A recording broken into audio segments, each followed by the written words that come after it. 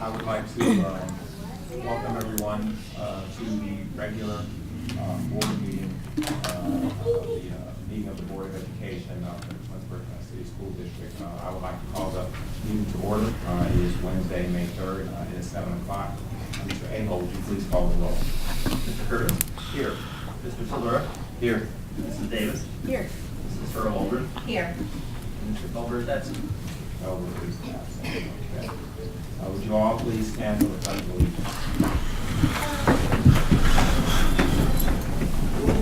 I pledge Allegiance to the flag of the United States of America and to the republic for which it stands, one nation, under God, indivisible, with liberty and justice for all.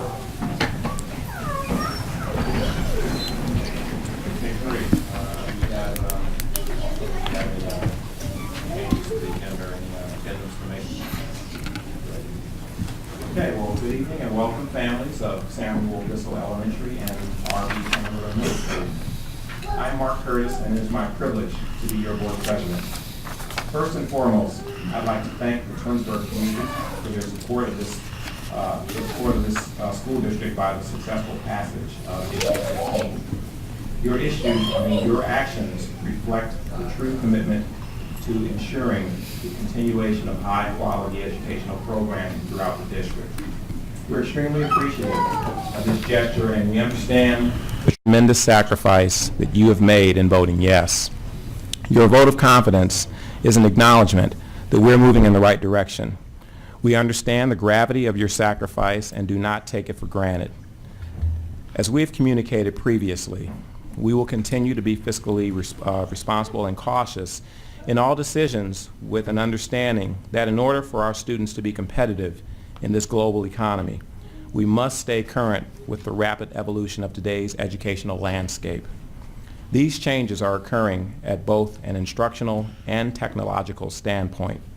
We will continue to implement research-based best practices while also exploring ways to be innovative in our approach to providing the very best for our children. I'd also like to acknowledge the tremendous work of the Blue Ribbon Committee for their unwavering commitment and dedication to running a successful levy campaign. Specifically, under the leadership of Mr. Walt Hoffman of Reminderville, Mr. Jamie DeFabio of Twinsburg Township, and Jennifer Wilson of Twinsburg, as well as the treasurer, Brian Cook. We were provided guidance, structure, and strategic planning, allowing us to educate our electorate on the circumstances leading up to this point, as well as actions that this board and administration has taken to improve our financial picture. Thank you also to the countless staff and volunteers who gave up evenings and weekends to make things happen. I'd also like to acknowledge the hard work of our board, my board colleagues who stepped up and did whatever was necessary when asked by myself or the committee. It is an honor to work with you. I would be remiss if I did not also acknowledge our superintendent and treasurer for their leadership in working with us and providing the necessary data and professional expertise to help inform our decisions throughout this entire process. Moving forward, there remains much work to do as we navigate the legislative budget process that is currently unfolding in Columbus. Please be reminded that due to the actions and decisions made in the General Assembly and the Governor's Office, we were forced to take action to offset $9.8 million in reductions in state tax revenue. We'll continue to do all that we can to impact change and to improve overall funding of public schools in our state by working with our elected officials in both the House and the Senate. Our superintendent recently testified again before the House Finance Committee on behalf of our district, and I'm continuing to move legislation forward to mitigate the negative impact of funds that are deducted and sent to charter schools. We urge you to continue contacting our representatives in Columbus and letting them know that the current formula for funding public education in Ohio is unacceptable and requires immediate attention. That concludes my report. I would like to turn the meeting over to our superintendent. Thank you, Mr. Curtis. Good evening, Board of Education. Good evening, families. It's always great to see a room full of tigers here, so thanks for being here tonight. And I know it's nice weather outside, so we're going to get through this part of the meeting quickly so that you can go out and enjoy the weather or do homework, right, guys? Right. So I want to echo my sincere appreciation to the words that Mr. Curtis just indicated. This evening I sent a little correspondence to the members of our Blue Ribbon Schools Committee, and I said to them in this correspondence, when we first met in January, we had a huge task ahead of us. We had a room full of volunteers that came forward, moms and dads and grandmas and grandpas and members of the community with no kids in school. And because of the drive and because they were able to connect with many other residents, we knew that the task at hand was a large one, but we knew we could get it done. And so I sincerely do appreciate the efforts of the Blue Ribbon Schools Committee under the leadership of those that Mr. Curtis just mentioned. But if in any way that you supported us by, of course, voting yes yesterday, but made a phone call or dropped a letter in the mail or came out to our pancake breakfast or came to the basketball game, so many things happened since January. It was a sincerely wonderful community effort. And if you came to the pancake breakfast or the basketball game, it was just good to be with each other. And that's the part about being a community, is about banding together for the common cause of what's right for kids. And so I do appreciate everyone who was able to vote for us yesterday. I also appreciate and acknowledge those residents who really would have liked to support the levy effort, but that it was a hard financial decision. And I sincerely appreciate the diligent thought that you gave to that decision. We certainly do understand that an additional bit in your taxes is asking a lot for many of our residents who are on fixed incomes. And so, a heartfelt thanks to those of you who really, really thought long and hard about this. And if you couldn't vote yesterday as far as going yes on the issue, please come out and support our kids and come out and see them perform and see them play in our athletic events. Come to our end of the year activities where we're celebrating scholarships and academics, because that's what it means to be a part of a community where we value education and we put our kids first. So thank you so very much for all of your efforts and your support of our students. They know. I was out in the buildings today. It's a staff appreciation day today. And the kids felt the excitement in the air, because I have to tell you, our staff was so relieved today, so very happy, and more than anything else, appreciative of the fact that by voting yes yesterday, our residents showed confidence in what we do here every day for our kids. So thank you so very, very much for that. Okay, switching gears. I want to welcome the incoming class of 2030. Believe it or not, our kindergartners that will soon be joining us in August will be the class of 2030, as 2017 crosses the stage on May 23rd. Coming in the other door is our class of 2030. So if you are a mom or a dad of a child who will be 5 years of age before August 1st, please go to our website and look for information about kindergarten registration, because believe it or not, next week we are going to be holding a kindergarten registration and screening over at the Twinsburg Community Center. So please don't miss out on an opportunity if you happen to be a parent of a child who is turning 5 years of age before August 1st. I'm so thirsty today. Excuse me. I also wanted to just piggyback on something that Mr. Curtis just mentioned about the House Bill 49. As he mentioned, I was just in Columbus last week, and I was asked to testify on behalf of our school district before the House Finance Committee about the budget bill, and most particularly about this tangible personal property income or business tax that is being eliminated here, and that's the reason why we were in such a situation with our budget here in the school district. The House voted the biennial budget out of the House actually on Tuesday, and the final count was 58 to 36. The House amended the budget bill, and it does include some tangible personal property tax provisions. So that's a good thing, because we've got our foot in the door now as the budget bill has left the House and it goes over to the Ohio Senate for their consideration. However, it's going to be really critical now between now and the beginning of June for all of us to reach out to our legislators, to contact our key Senate, and in our case it's Senator LaRosa's office, to speak to his legislative aide, or if you can, to him personally, and talk to him about the importance of making sure that this tangible personal property tax reimbursement continues here in our school district and it doesn't get eliminated. That's the problem that we continue to face here. The legislative process is a pretty lengthy thing, and we have just completed the second of 5 major budget steps with the House vote yesterday on May 2nd. Although we've made some small inroads in the House version, we still have a long way to go, and we must stay engaged throughout the entire process. The Senate has already begun its budget deliberations, and we will keep you updated as the district presents testimony in Columbus, as well as sharing steps for helping contact Senate members very soon. I want to thank our community members, the members of our staff, our Board of Education who reached out to the lawmakers about this TPP issue already, and we're asking you please to continue your efforts in doing so. I have to tell you, the House of Representative members that I spoke with while I was down in Columbus really make it a point of telling me when they hear from our parents and our community members. They do pay attention to that. And if they don't hear from us, they don't think that this issue is important to us. So please do continue to reach out to them. In this case, it now goes to Senator LaRose and the House, the Senate side of the government. So for those of you who are interested in a little civics lesson, this is how the budget process is going to work. So first the governor presented his budget proposal. That was back a couple months ago. And then the House of Representatives introduced the budget proposal as a bill, and this year it's House Bill 49, so that's the number you're going to need to remember.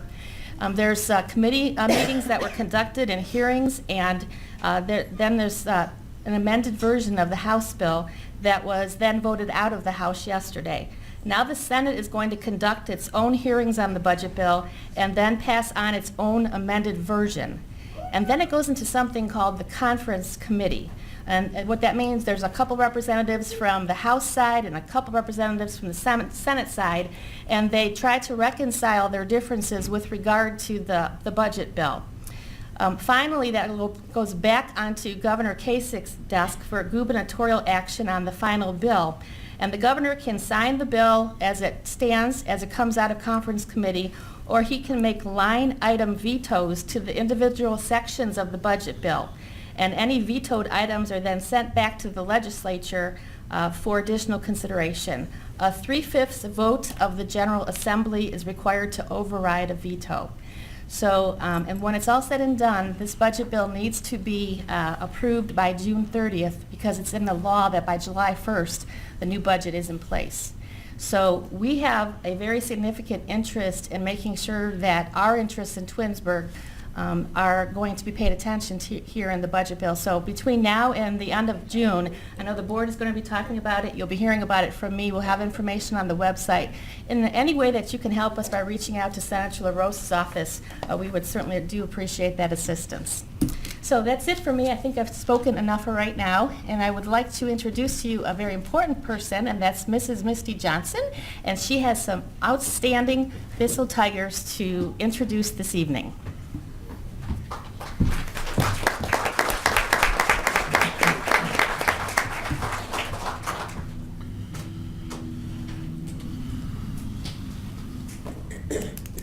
Excuse me. Good evening, everyone. I'm so excited to be here this evening. It's always a pleasure to recognize our students. They do such a wonderful job at our school, and so to be able to bring them out to the community and recognize them before our parents and community is such a wonderful thing. So I'm so excited. I'm so excited I might start sneezing on you because my nose is itching right now and allergy season is in, so forgive me if that happens. But we're here to just celebrate this evening. Not only are we going to do Students of the Month, but we do have a classroom. Mrs. Dorland's, some students from Mrs. Dorland's class will share with you some really exciting things in just a few minutes. But just to tell you a little bit about our Students of the Month. Students of the Month are chosen at BISO, and they're recognized for outstanding student achievement at the 2nd and 3rd grade levels. The focus is this recognition program is on citizenship, academics, social, civic, volunteer, or other accomplishments that set the student apart from their peers. So at this time, we will acknowledge some of our students. And students, when I call your name, I'm going to switch. Thank you, with Mrs. Davis. And when I call your name to come forward, you're going to come up this way. I always love a hug, so stop and give me a hug because I'm so proud of you. And then you're going to shake Mrs. Davis' hand, and you're going to shake Mrs. Powers' hand, and she's going to give you something very special. And once you receive that, you're then going to stand in front of of the table there and stay there very proudly with your beautiful picture in front of you so that your parents can get a picture. Okay? So let's start with our second graders. And our first student of the month is Gloria Aniqui from Miss Belinsky's class. Gloria, can you come forward?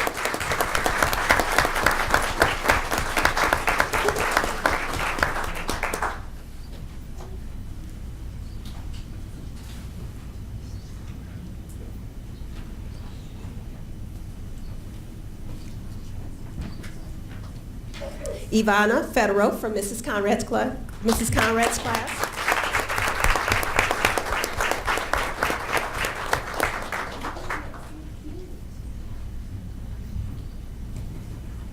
Sam Heiner from Mrs. Springer's class.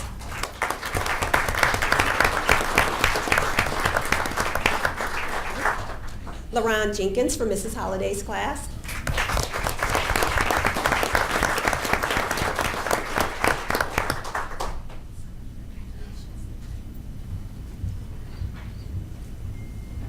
AJ Ceresi from Miss Belinsky's class.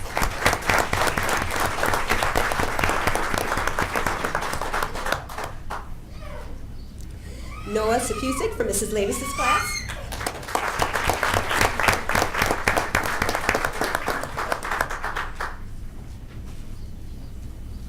And these are our second graders for Students of the Month. Can we give them a round of applause?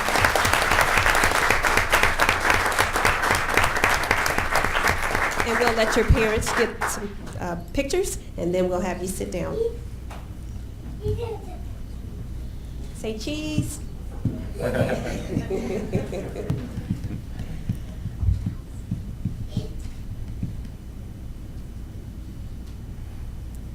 Congratulations, second graders. You can have a seat at this time. Nice job. And now for our third graders. Abby Becker from Mrs. Carterman's class.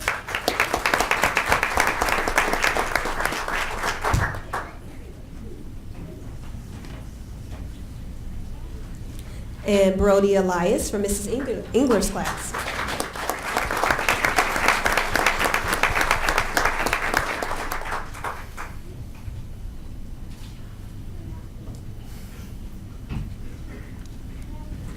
George Ellis from Mrs. Watson's class.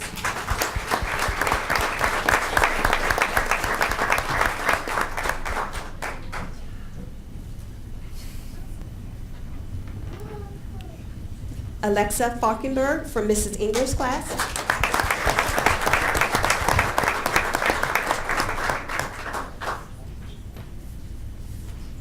Ava Heschink from Mr. Levis's class.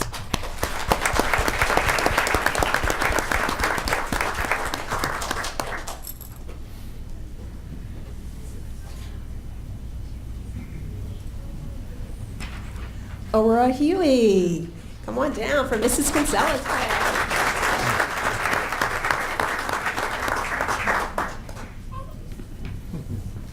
Ashby Jacinta from Mrs. Rowetters' class.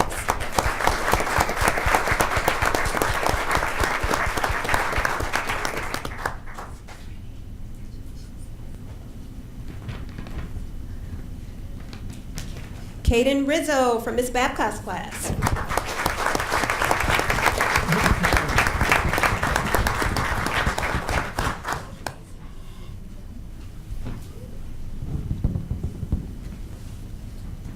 Faye Schuler from Mrs. Finn's class.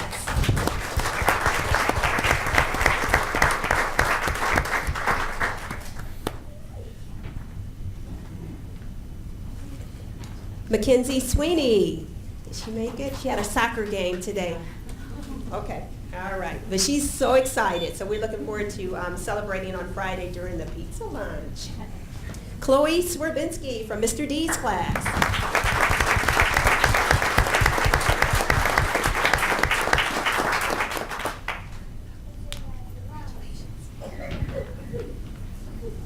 Micah Therian from Mrs. P's class.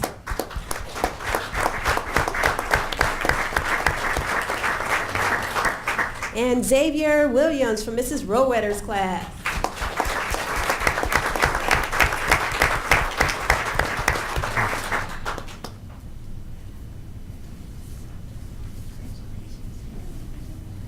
And if we can give our third graders another round of applause.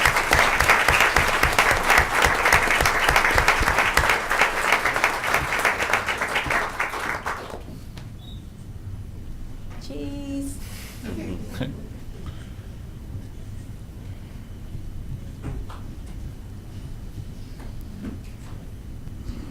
Great job, boys and girls. You can have a seat at this time.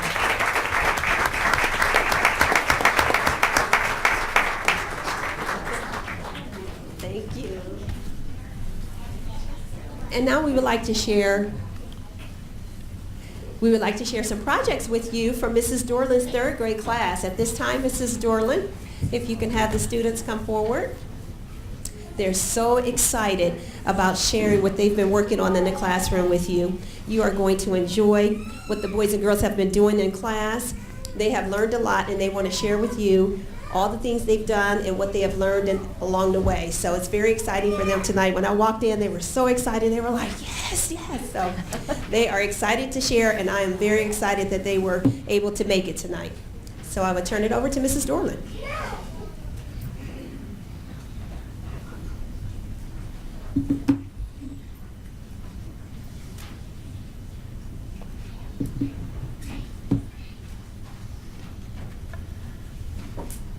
Good evening, everybody. I am Mrs. Dorland, and we appreciate this opportunity to present some of the amazing activities that we have been doing in the classroom.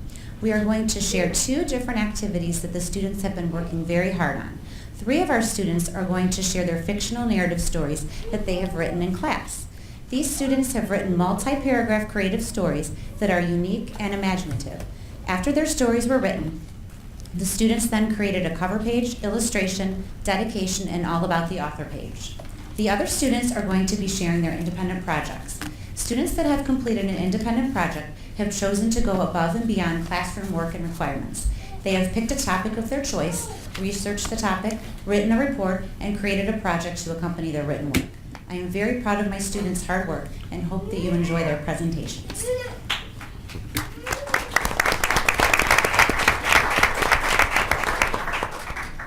Hi, I'm Caroline Kimmel, and my narrative is called The New Student. The New Student. One day I was at school, and so far it was normal. I was doing my DLR in math. Then Mrs. Dorland said, "Class, we have a new student. Mike, please come in." Then a boy walked in the classroom with his head down and his hands in his pocket. He was mumbling something, but I could not hear him. It was time for recess, and I wanted to play with Mike, but I could not find him. I finally found him alone. Before I got him, I saw a blue light shine from his hands. I stopped walking. Then he looked up, and I was able to see what he looked like. He had blue eyes and brown hair. But then he ran off, and I couldn't find him. The lunchies blew the whistle, so we all went to line up. I saw Mike turn the wrong way at the end of the line. So I went to him, and I said, "Hey, I saw the blue light." He turned quickly to me, and he said, "You can't tell anyone." I promised to keep his secret. We became best friends and always had each other's backs and kept each other's secrets because that's what friends do.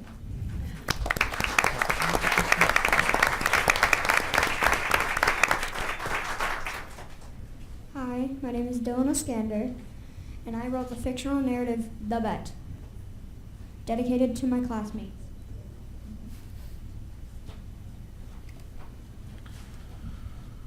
Hi, my name is Dylan Oskander, and I am at recess. Hey Marissa, I bet you $50 that you can't bike faster than I can. She said, "No you can't. I bet I can go faster than you guys all by myself." We said, "Okay." Later that day, I made a team of people. These people were Justin, Kennedy, Belkron, Heidi, and of course me. Later the next day, we got ready to go on. "On your marks, get set, go," I yelled as we sped into the street. With Justin and me in the front, the others weren't doing so well. But all of a sudden, Marissa slipped. Her foot slipped and stopped her. Yes, we won. The next day, we all got $50. The end. Here, I wrote an illustration of my bike. Hello, my name is Caitlin Dow, and I'm going to be sharing with you the campfire.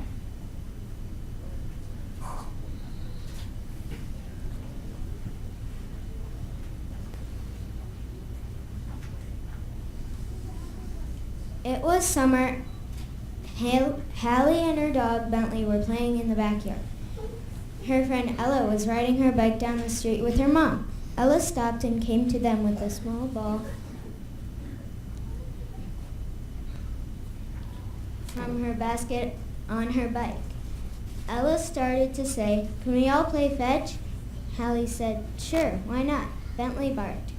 They were having fun until the ball rode them to the deep, scary woods behind her house. Ella and Hallie shouted together and said, "Oh no!" They went to go look for it, but they never found it. So they made a campfire and warmed themselves. The campfire made them sleepy, and they started to doze off. The campfire was still going on while they were sleeping. They woke up before the birds were chirping. The campfire burned out while they were sleeping. But it seemed as if the campfire was haunted because Ella and Bentley woke up in the middle of the night. They heard creepy laughing and saw something white beside the campfire. They were walking in the direction that they thought the ball went, and suddenly they heard a noise. Bentley barked and growled. They were fearless, but not now. They hurried and accidentally went in a different direction. The day went on, and they made a new campfire on a pile of scraps they found. This time they stayed up longer. It was a dark, scary night, so dark that they couldn't see anything but the fire. This time, all of them woke up because of that noise. But this was worse than the night before. Everyone woke up at the same time. It was so scary that they went in different directions, and each of them separated. They were running for a while until Bentley and Hallie found their way back home. Ella found them about 20 minutes after.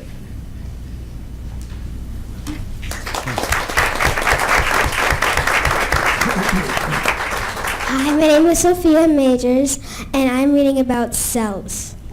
Cells are the building blocks of all living things. They are the smallest unit of life. The knowledge of cells and how they help humans has been around for centuries.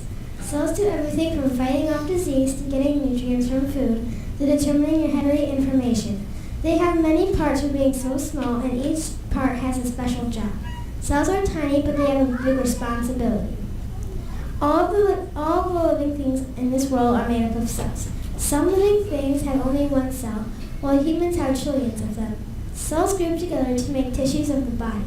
All humans have different types of cells that do different jobs. For example, red blood cells carry oxygen around the body. Bone cells make up the bones in our body. White blood cells and skin cells are examples of cells that protect our body. These are just a few examples of the cells in the human body. Cells are very interesting. There are more than 200 different kinds of cells in your body. The human body is built from 10 trillion cells. Cells produce about 5 million cells every second to replace the ones that die. The cells in your body or skin are about 1/100th of a millimeter wide. More than 2,000 dead skin cells fall off you each second. That's a lot of cells. Cells are essential components to the world. All living things are made up of cells. Due to the advanced study of cells, we have been able to understand how the body works and how to improve on life. One thing that we all have in common is that we are made up of cells. Cells are fun and to learn about and very interesting.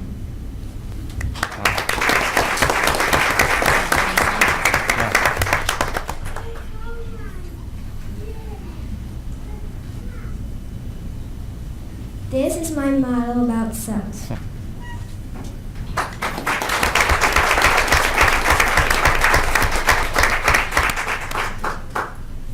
Hello, my name is Jeremiah Glenke, and I did my project on sports cars. Many older sports cars before 1980 command a high price today. This is because they are hard to find, especially in quality condition. This happened because many children used to place their cars in bicycle spokes where the cars were easily damaged. Rookie cars of other famous sports stars can command thousands of dollars if they have been relatively well preserved. The latest trends in the card collecting hobby have been gang-used memorabilia cards, which usually feature a piece of a player's jersey worn in a real professional game. Some other memorabilia cards include pieces of bats, balls, hats, helmets, and swords. Authenticated autographs are also popular.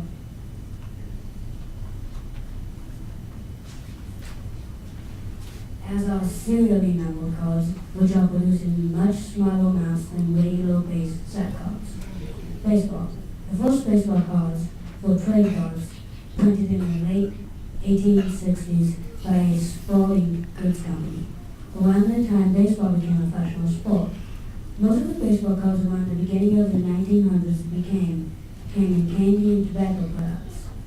In 1933, Galley Gum Company of Boston issued baseball cards with players' biographies on the backs and was the first to put baseball cards in bubblegum. In 1933, Galley celebrated one of the most popular and affordable vintage sets to this day. Bowling Gum Philadelphia issued its first baseball cards in 1948.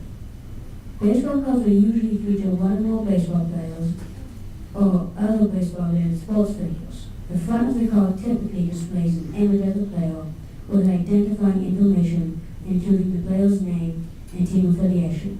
Cards are most often found in the United States, but are also common in countries like Canada, Cuba, and Japan, where baseball is a popular sport and there are professional leagues.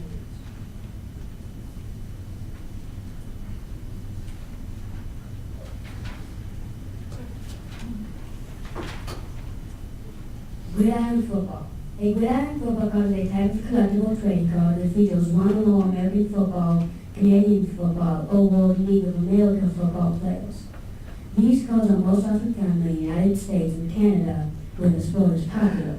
Most football cards feature National Football League players. There are also Canadian Football League and college football cards. Players' cards normally list the players' statistics.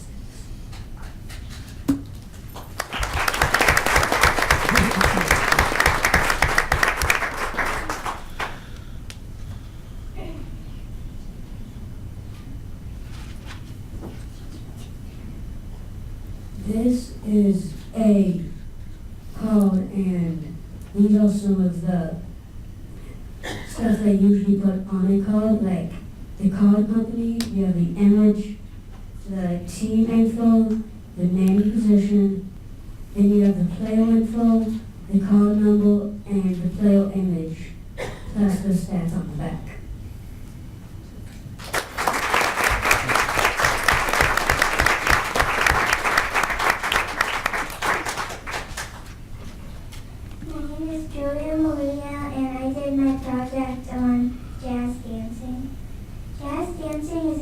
Dance.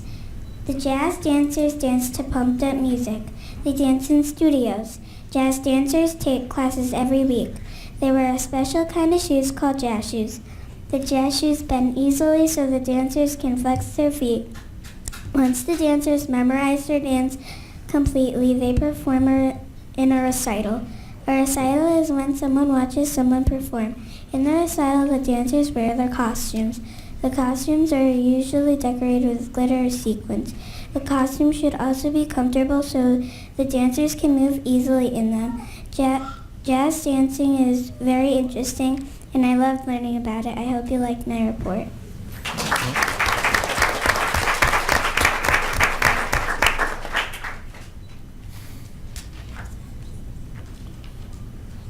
These are my jazz shoes.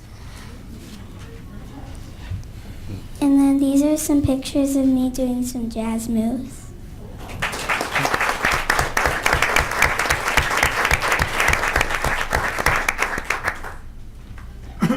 Hi, my name is Dana Little, and I did my report on volcanoes. There are 169 volcanoes in the U.S. that are considered active.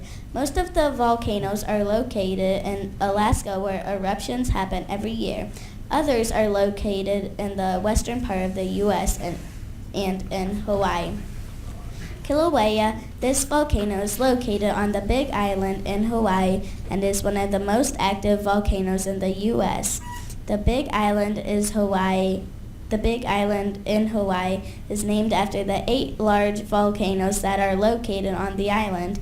It is also considered the most deadly. Approximately 200 years ago, the volcano erupted and killed about 400 people. Volcanoes are even dangerous when they don't erupt. Hot acid water gradually breaks down rocky soil, which turns into a clay-rich material, which results in a landslide or mud flow depending on where the volcano is located. Therefore, the volcanoes are monitored by volcano scientists. Mount St. Helens is located in Washington State. In 1835, Mount St. Helens was the first volcano that was found. In 1980, when it erupted, Mount St. Helens was the most destructive and most costly in U.S. history. It killed 57 people and thousands of animals. After the eruption, the height of the volcano was lowered by 1,300 feet. The temperature of the lava in a volcano can range from 570 degrees Fahrenheit to 2,120 degrees Fahrenheit. Volcano eruptions can last up to half a day or as long as 1,000 years. Volcanoes are named in different ways. They would be from famous people, gods who might have lived there, or what they look like. I hope you liked learning about volcanoes.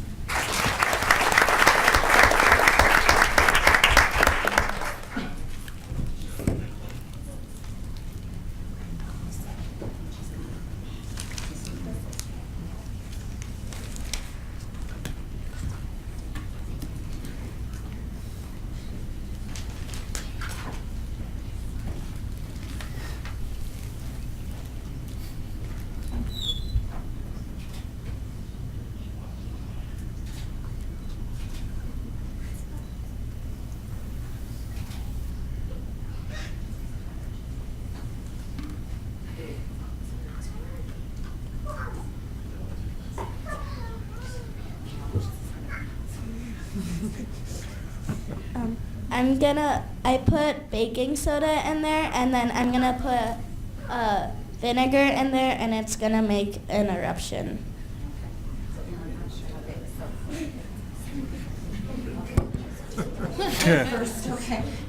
Do we need to move?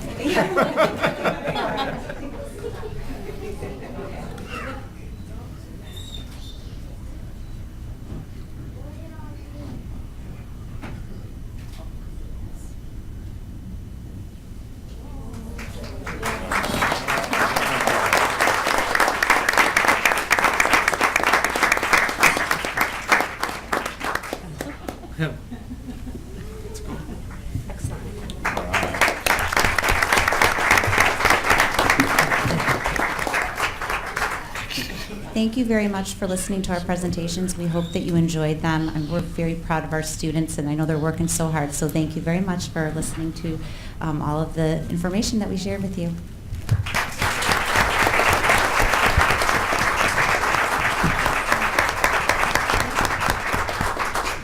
Mrs. Dorland and boys and girls, those were fascinating reports.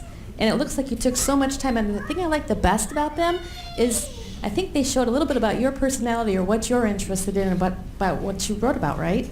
So keep writing, because you're very, very talented. And I see some budding scientists here and some budding writers here. And we look forward to seeing you many more times here at the Board of Education meetings, celebrating all the great things that you're doing in school. Congratulations.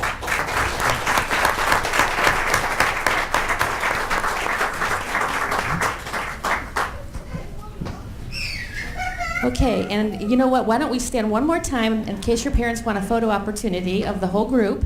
And why don't you put your stories, if you have them, in front of you.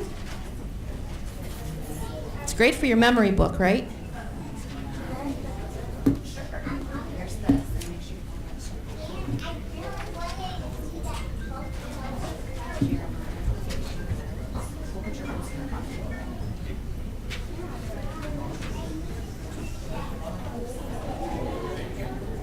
There we go.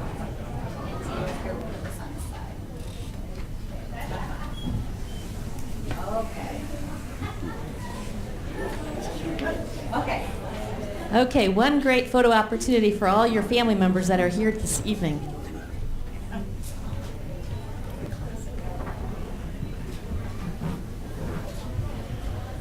Congratulations. We're so very proud of each and every one of you. Thank you so much for being here.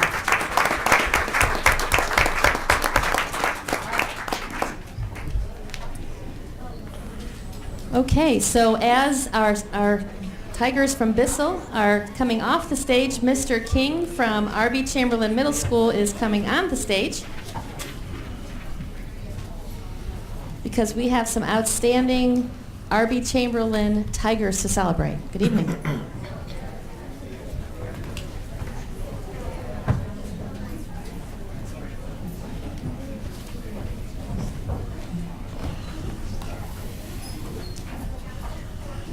Good evening. Thank you for having Chamberlain here.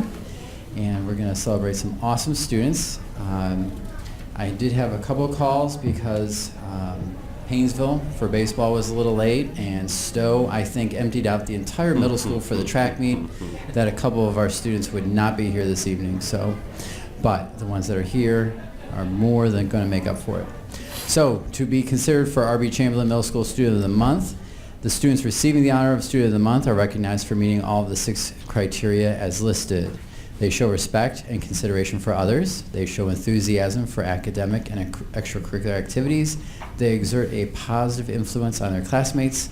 They exhibit leadership characteristics, exhibit patriotism and democratic principles, and they show responsibility in their punctuality and assignments. So we're going to start first off with our 7th grade folks. First up is Zoe Smith.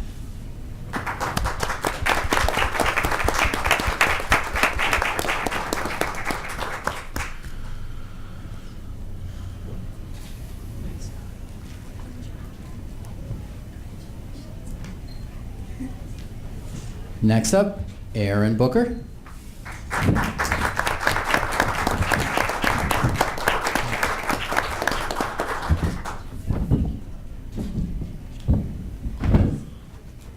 And seeing Aaron's shirt, the Cavs were in the lead when I checked. Not that anything's going on. Next up, Cy Doolam.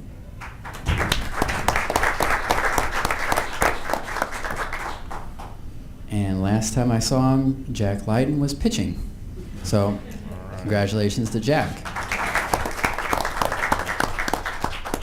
For 8th grade, Vicki Lynn.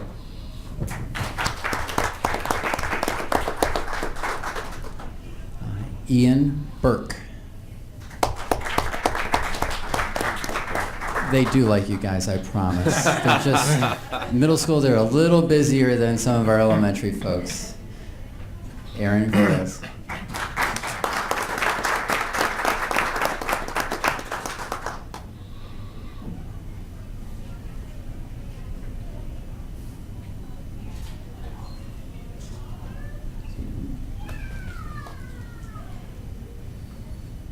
And last but not least, we'll announce William Kracharek.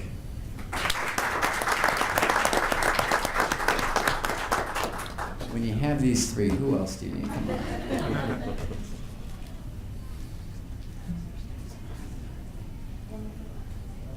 One more, if you're just all kind of grouped together a little bit. Big smiles. Awesome. Smile enough for 8.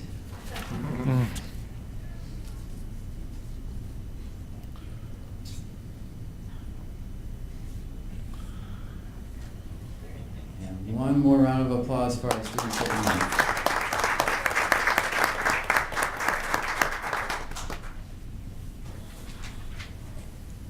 And part of this, I understand we would love to have all of our students here and honor all of our students here, but at the same time, a lot of our students are very, very active. You know, again, we talk about everything that we offer at Twinsburg.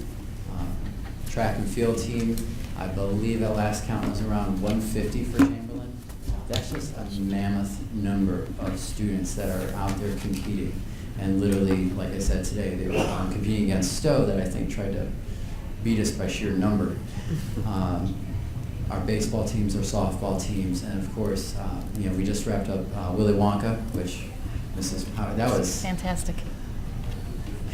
We had an avalanche of folks that came to try out for Willy Wonka, and I looked and said, "Wow, good luck cutting." And the director came back a little later and she said, "I can't. There's just no way. I can't do this to these kids. They came out and they've tried so hard." So literally, Miss Bennett made a role and a spot for every single child that tried out because they were just that good. And then if you came to see the play, you realized, yes, they were that good. All the Oompa all the stage crew folks, it went just incredibly, incredibly well. And Mrs. Powers was also there the night before. Many of them, the very night before opening night, they were performing for Mr. Lanou. So middle school play production isn't easy because they don't drive, they usually haven't done it before, and again, like tonight, they're involved in a bunch of different other things. On top of which, it was in the middle of state testing. And they did incredibly well. And if I could, with state testing, we were very encouraged by our own internal data that we've pulled from our MAP tests and our SLOs, and talking to the students about how confident they felt coming out of the tests. It's a little premature, but I think we did very, very well. And that it's not just what we did, it's what Dodge did, it's what Wilcox and Bissell did. You know, and at Chamberlain, we would like to take a little credit for the U.S. News and World Report score for the high school, but you know, we don't want to steal their thunder. But, and I think I'm preaching to the choir here, and it's very easy to say that because of what occurred last night. And I would even venture to say some of the no voters, it wasn't about the schools, it was about other things, and we understand that. But I do think the voters understand what a great value, great promise Twinsburg schools offer. So again, coming up for Twinsburg, we have our Cedar Point DC trips.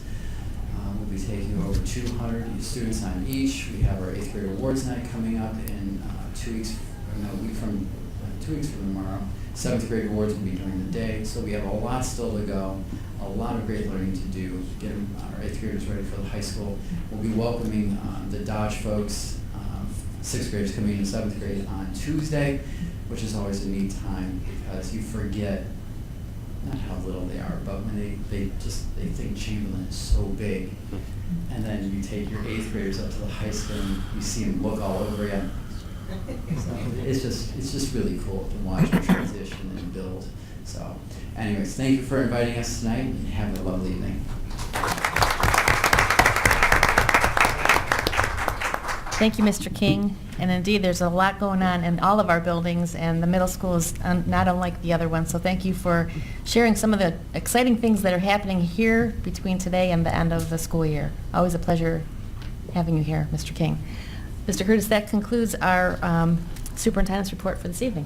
Thank you, Mrs. Powers. And it's always a pleasure seeing all of the presentations and seeing all of the kids and their accomplishments. Favorite part of the meeting, I always say that every meeting.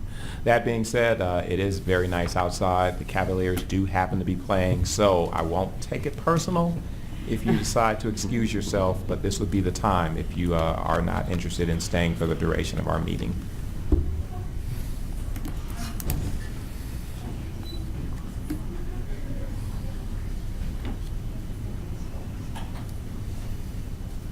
Okay, we're going to move on to committee reports. Do we have any committee reports?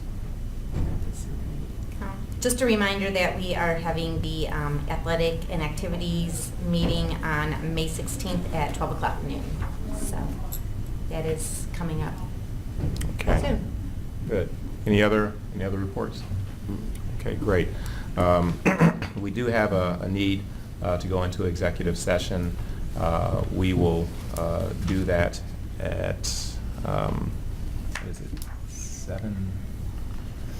7:49. At 7:49 to discuss employment of public employees as per Board of Education Policy 0166A. Do I have a motion to go into executive session? So moved. So moved by Mr. Solera. Do I have a second? Second. Excuse me, second by Mrs. Davis. Mr. Ayo, would you please call the roll? Mr. Solera? Yes. Mrs. Davis? Yes. Mrs. Turl-Waldron? Yes. Mr. Curtis? Yes. Okay, we will go into executive session. We will be reconvening after commencing executive session. Convening out of executive session, it is 8:26. Mr. Aho, would you please call the roll? Mr. Curtis? Yes. Mr. Here. Mr. Solera? Here. Mrs. Davis? Here. Mrs. Turl-Waldron? Here. Okay, we're all back. Okay. Moving on to item H, administrative reports. Great, we have two reports for you this evening on board.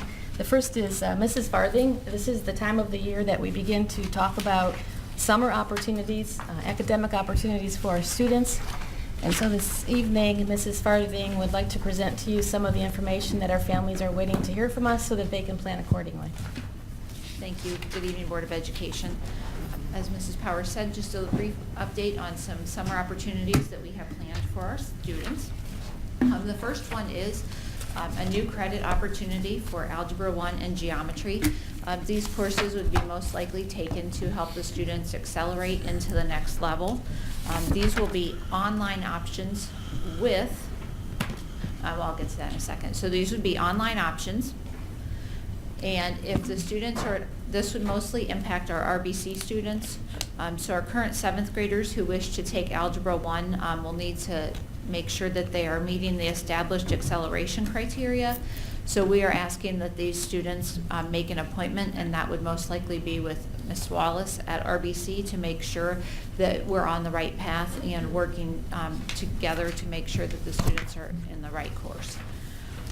The requirement that we will be doing with this online option is that we will be requiring the students to take their tests and quizzes in a proctored environment at the high school on Mondays and Wednesdays from 9 until 12 from June 5th through July 7th. And that would be an option from 8 to noon. So the students will need to, you work at your own pace, but when it's time for a test or quiz, the students would take that in a proctored environment at the high school. The sessions for the online environment will be completed between June 1st and July 7th. And if you think about that date and finishing an entire brand new course in that time, it is rigorous and challenging. We have had students who've done this. We took, the last time we offered this was the summer of 2014. Well, we've offered it, but we haven't had enough students enroll in the process to take the courses the last 2 years. So it is a slightly flexible schedule, and the students can, go on a brief vacation. I probably wouldn't go away for the whole week, but as long as the students can kind of, if they go away, as long as they still continue to keep up on their assignments. And we use Apex to do this, and Apex will help us create it will use a calculator to kind of map out the students' courses that and the timing that they would need to take for this. The applications will be available tomorrow on the RBC and high school guidance websites. The course will be $325, and just so we can plan for our staffing and make all of our arrangements, we're asking that students decide this by May 19th, and we are going to ask for a minimum enrollment of about 20 students so we can make sure that we are making good use of our funds. And the materials would be returned to Mrs. Veenheis in the high school guidance. So that is our online option for new credit. We also will be offering credit recovery at the high school, and the deadline for that program is June 2nd. The program will run for 3 weeks, right when we get out of school, June 5th through the 23rd. And that will run Monday through Friday mornings, and the cost is $225 per credit hour.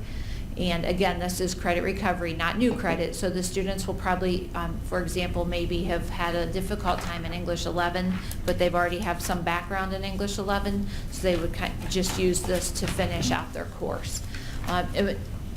The students will want to work with their school counselor for details on this as well. Mrs. Farthing, just a point of clarification. You mentioned the tuition was $225, but it says $250. It sure does. Thank you. Okay, just want to make sure that that was accurate. Yes, what's on the screen is accurate, the $250. I'm sorry. Thank you very much. It has been a long week for all of us. Another option that we will have, and now we're switching gears to our younger kiddos, is Roar Into Reading. And this is a reading intervention program for our Bissell students, our third graders who have not yet met the requirements of the third grade guarantee. What this is remediation for 2 weeks for 2 hours a day, and it will be June 20th through June 30th. And we would then be administering the third grade English Language Arts Assessment again to the students, the Ohio State test, on July 11th and July 12th. Now we have kind of a quick turnaround for our families, so Mrs. Johnson and I will be alerting families about this opportunity in the next week or so. But then we alert the students if they are really attending the program after June 15th, because we don't get the results until June 15th. So we kind of asked the parents to hold this as a marker on their calendar, but hopefully they'll get the good news call that the students passed the assessment that they took in April, but just in case they use that as a holder. So we will notify the students on June 19th, and then they will start the program on June 20th. Transportation is provided. We have done this program for this will be the third summer, and we typically have anywhere between 5 to 20 students, so in that range. And we try to offer very small sessions with the students, so this program typically we have no more than 4 to 5 students per teacher in this session. And then our other opportunity that we have for our students is our summer reading camp. And summer reading camp is reading reinforcement for students who have completed kindergarten through 4th grade. We select our students K through 3 that are on a RIMP, which is a Reading Improvement and Monitoring Plan. And if they're a 4th grader, they probably have participated in Title I reading. Summer reading camp is 3 weeks. It's July 17th through August 4th. It will be Monday through Friday from 9 to 11, offered at George D. Dodge. And we have weekly visits to the public library, and it's amazing how fast those 2 hours go. And the students, usually on day one, the faces aren't really smiling when they're getting off the bus, but by the end of the week, they're happy, and it's good. But the first day is a little bit rough. They are not very happy. But, and it's just so hard to believe. I was interviewing someone, and July 17th is going to be here before you know it. So, you know, it just goes very quickly, and this is an opportunity that our students really enjoy. Our teachers have a good time teaching it. The teachers that we hire that are substitutes of ours enjoy it. It's just a great way to get our students back into the school mode and ready to read and kick off the 17-18 school year on a good foot.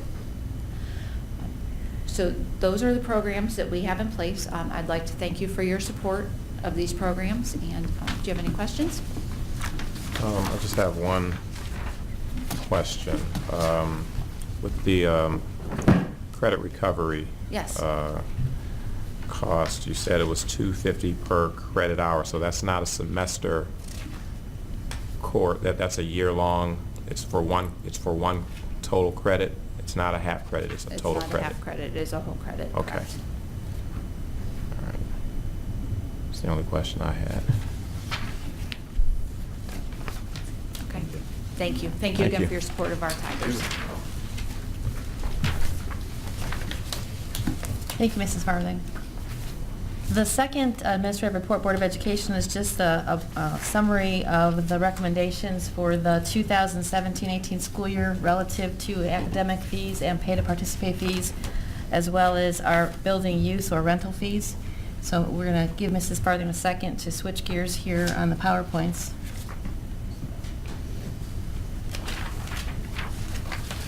Annually this time of the year, the Board of Education will consider the recommendations being made relative to the pay to participate fees. Recall, Board of Education, that the fees became instituted back in the 2012-13 school year during the first part of the operational change plan, and that when we take a look at the district's financial landscape, since that point in time, the calculation of the dollars that are collected become part of how we are determining budgets here in the school district. So to begin, we're going to talk about the academic fees. The recommended academic fees for the 2017-18 school year are noted there on the screen. Preschool is $75. Students at grades K through 3 are $80. Grades 4 through 8 are $90. Grade 9 is $55, and grades 10 through 12 will be $50. The adjustment from this year is in grade 9 because of some of the testing protocols. There's the additional $5. Currently, the grade 9 through 12 schedule is $50. We're making the adjustment there at grade 9 to $55. Just a reminder, board, that the fee is waived for a child who is receiving free breakfast and lunches as part of our federal lunch and breakfast program. And the fee is reduced for our academic fees by 1/2 for a child receiving the reduced price breakfast and lunches as part of the federal lunch program. Parents are reminded that they need to make sure that they have a waiver form on file with Mark Bindus, who is our district dietitian. And the reason for that is kind of interesting. When a parent applies for participation in the federal lunch program, that is considered to be extremely confidential information.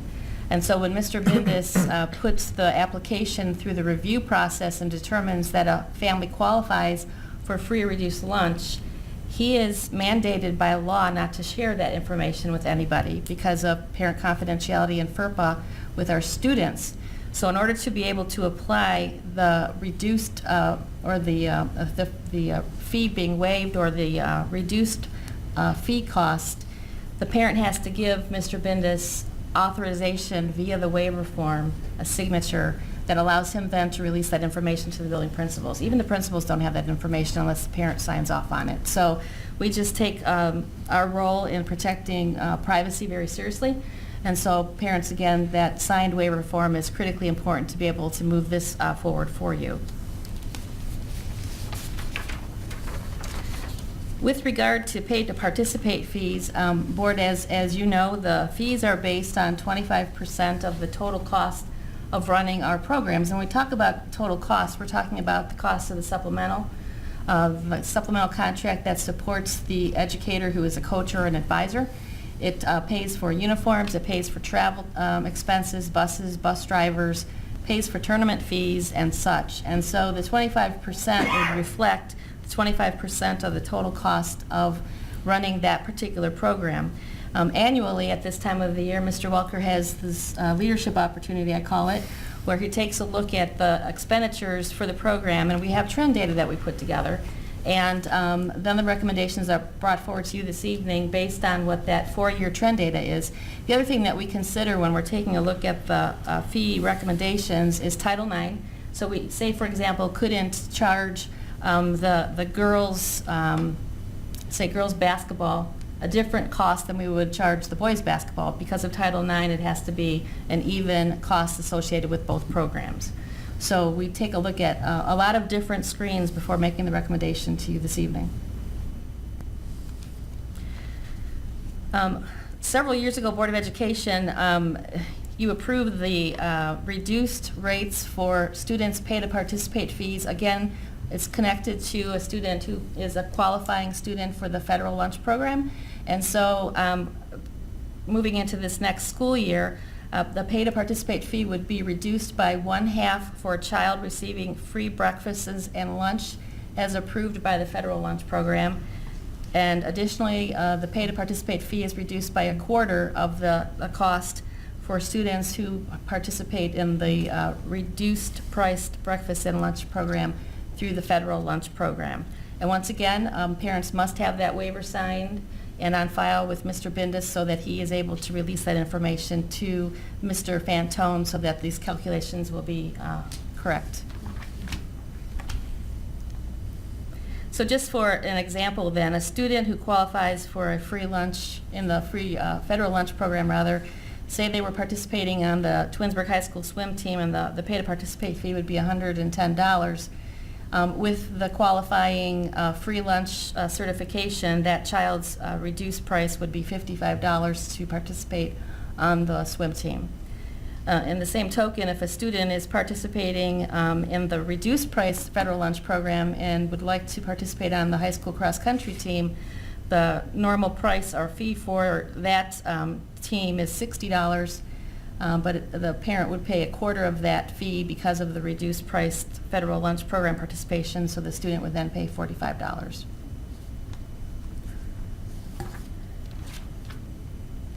So moving into the fall sports season, because parents are just in the beginning of the school year submitting their application for the federal lunch program, for our fall activities and our sports teams, we take a look at what is currently occurring in 16-17. So if you're a student, say at the middle school, and you're moving up to be a freshman and you want to play volleyball, and you're participating in the federal lunch program, your fee will be based on the fact that you have that qualifying certification. So again, parents, if you are currently participating in the federal lunch program and you would like your child to participate in extracurriculars or athletics next year, please make sure you contact Mr. Bindis to have that waiver form signed so that it's on file and ready to go for the fall sports season. Moving into the winter and spring sports, however, the qualifier will be the 17-18 federal lunch program qualification, and again, the waiver form will need to be on file with Mr. Bindis. Once again this year, we're going to be offering the payment of fees by either check or online via EasyPay. Now, EasyPay has been here now 3 or 4 years, and every year we see more parents participating, paying their fees online, and I would probably expect that to continue. There is a $2 service charge if you're using EasyPay. The district does not get that. That's a service charge that's paid to EasyPay for their service. And Brian Fantone is our athletic director, coordinator of K-12 activities, and on the screen is his email address and contact information for any parents who might have questions about our fee schedule for athletics and extracurriculars for 17-18. The next set of fees happens to be the rental fee schedule. And Board of Education, you might recall it was last fall that we took a look at the fees, and for the 17-18 school year, the fee structure is not being recommended to be adjusted at all. And so the fees that were approved by the board late last fall, not even a year ago, will remain in play for the 17-18 school year. We try to keep the fees aligned with what other governmental agencies are charging for their facilities. And once again, when we take a look at establishing fees, it's by the collection of data and making sure that we're not out of line. So we take a look at other high schools, other government agencies, the library, what they charge, et cetera, when we're trying to establish the fees that are charged for the use of our buildings. In our fee schedule, we actually have 2 different classes. We have a Class A and a Class B. So Class A groups would be those that are affiliated directly with the school district, like our booster organizations. And those groups are only charged the labor costs when school personnel has to work when they typically aren't scheduled to do so. So for example, if we had an occasion where somebody needed, say, this is totally fictitious, but say we had a booster organization that wanted to use the auditorium on a Sunday when we don't typically have high school staff working, then that booster organization would be charged for the labor costs associated with that because we don't have the person typically scheduled to work. However, if it's on an evening where we have staff, plenty of staff around, then our Class A groups would not be charged for the labor costs affiliated with that organization's activity. Now for Class B, those are the for-profit organizations, and the example I give here is happens to be a homeowner association meeting. In those cases, they are charged for labor and the room rates per hour along with utility costs per the sheet that you have this evening for your consideration. Moving into the next school year, just a reminder, Board, that thanks to the generosity of University Hospital, Carpet Country, Cardinal Health, and Dr. Pepper Snapple Group, the American Bottling Company, you know, shortly here we will see the construction of the new scoreboard at Tiger Stadium, new scoreboard and stats boards in the gymnasium at the high school, as well as the new installation of the 4 large LCD screens in the Commons, which will provide for a simulcast from the auditorium. And thanks to the generosity of these sponsors at no cost to our residents. But this equipment will be very expensive, and it will need great care if a group would like to use the scoreboard, say at the stadium, or want to use the ability to simulcast out of the auditorium into the Commons. And so you previously had approved for our implementation a AV technical manager position, and so groups that would like to use our expensive equipment will be charged then the labor cost to bring a staff member on board. And we are intending to also employ some of our students who have an interest in AV equipment and such to assist with making sure that the scoreboards are used properly, as well as the LCD simulcast equipment. So we're just making sure this evening, and we're presenting this, that everyone understands if there's the request to use that new expensive equipment, there's the additional cost because we have to have the right people who know how to operate these expensive AV pieces of equipment available for them so that it's done the right way.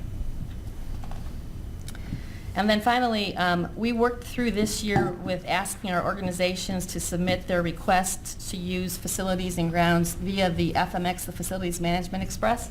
And it's been a pretty successful transition. As any new project will have, there are hiccups along the road, and people sometimes need some help with figuring out how to use the system. But I think we're in a much better place today than we were a year ago. And so we just remind all of our groups, please go online to register your buildings and ground requests. That information goes to John Framartino, who is our assistant treasurer, and he works closely with our building principals and Mr. Fantone to make sure that facilities are available on the requested dates. And then John will establish the invoice that is then provided to the organization for their consideration about moving forward based on the cost affiliated. So we just want to put Mr. Framartino's information up there. Anyone who has questions about rental fees and the like could please contact John. He's always happy to help out and answer questions about rental fees. And then the last thing, Board of Education, that I wanted to present up here on the screen because we didn't have it included with the agenda as an exhibit is the actual pay to participate schedule. And Mrs. Farthing, it's the third actual document in that attachment I gave you.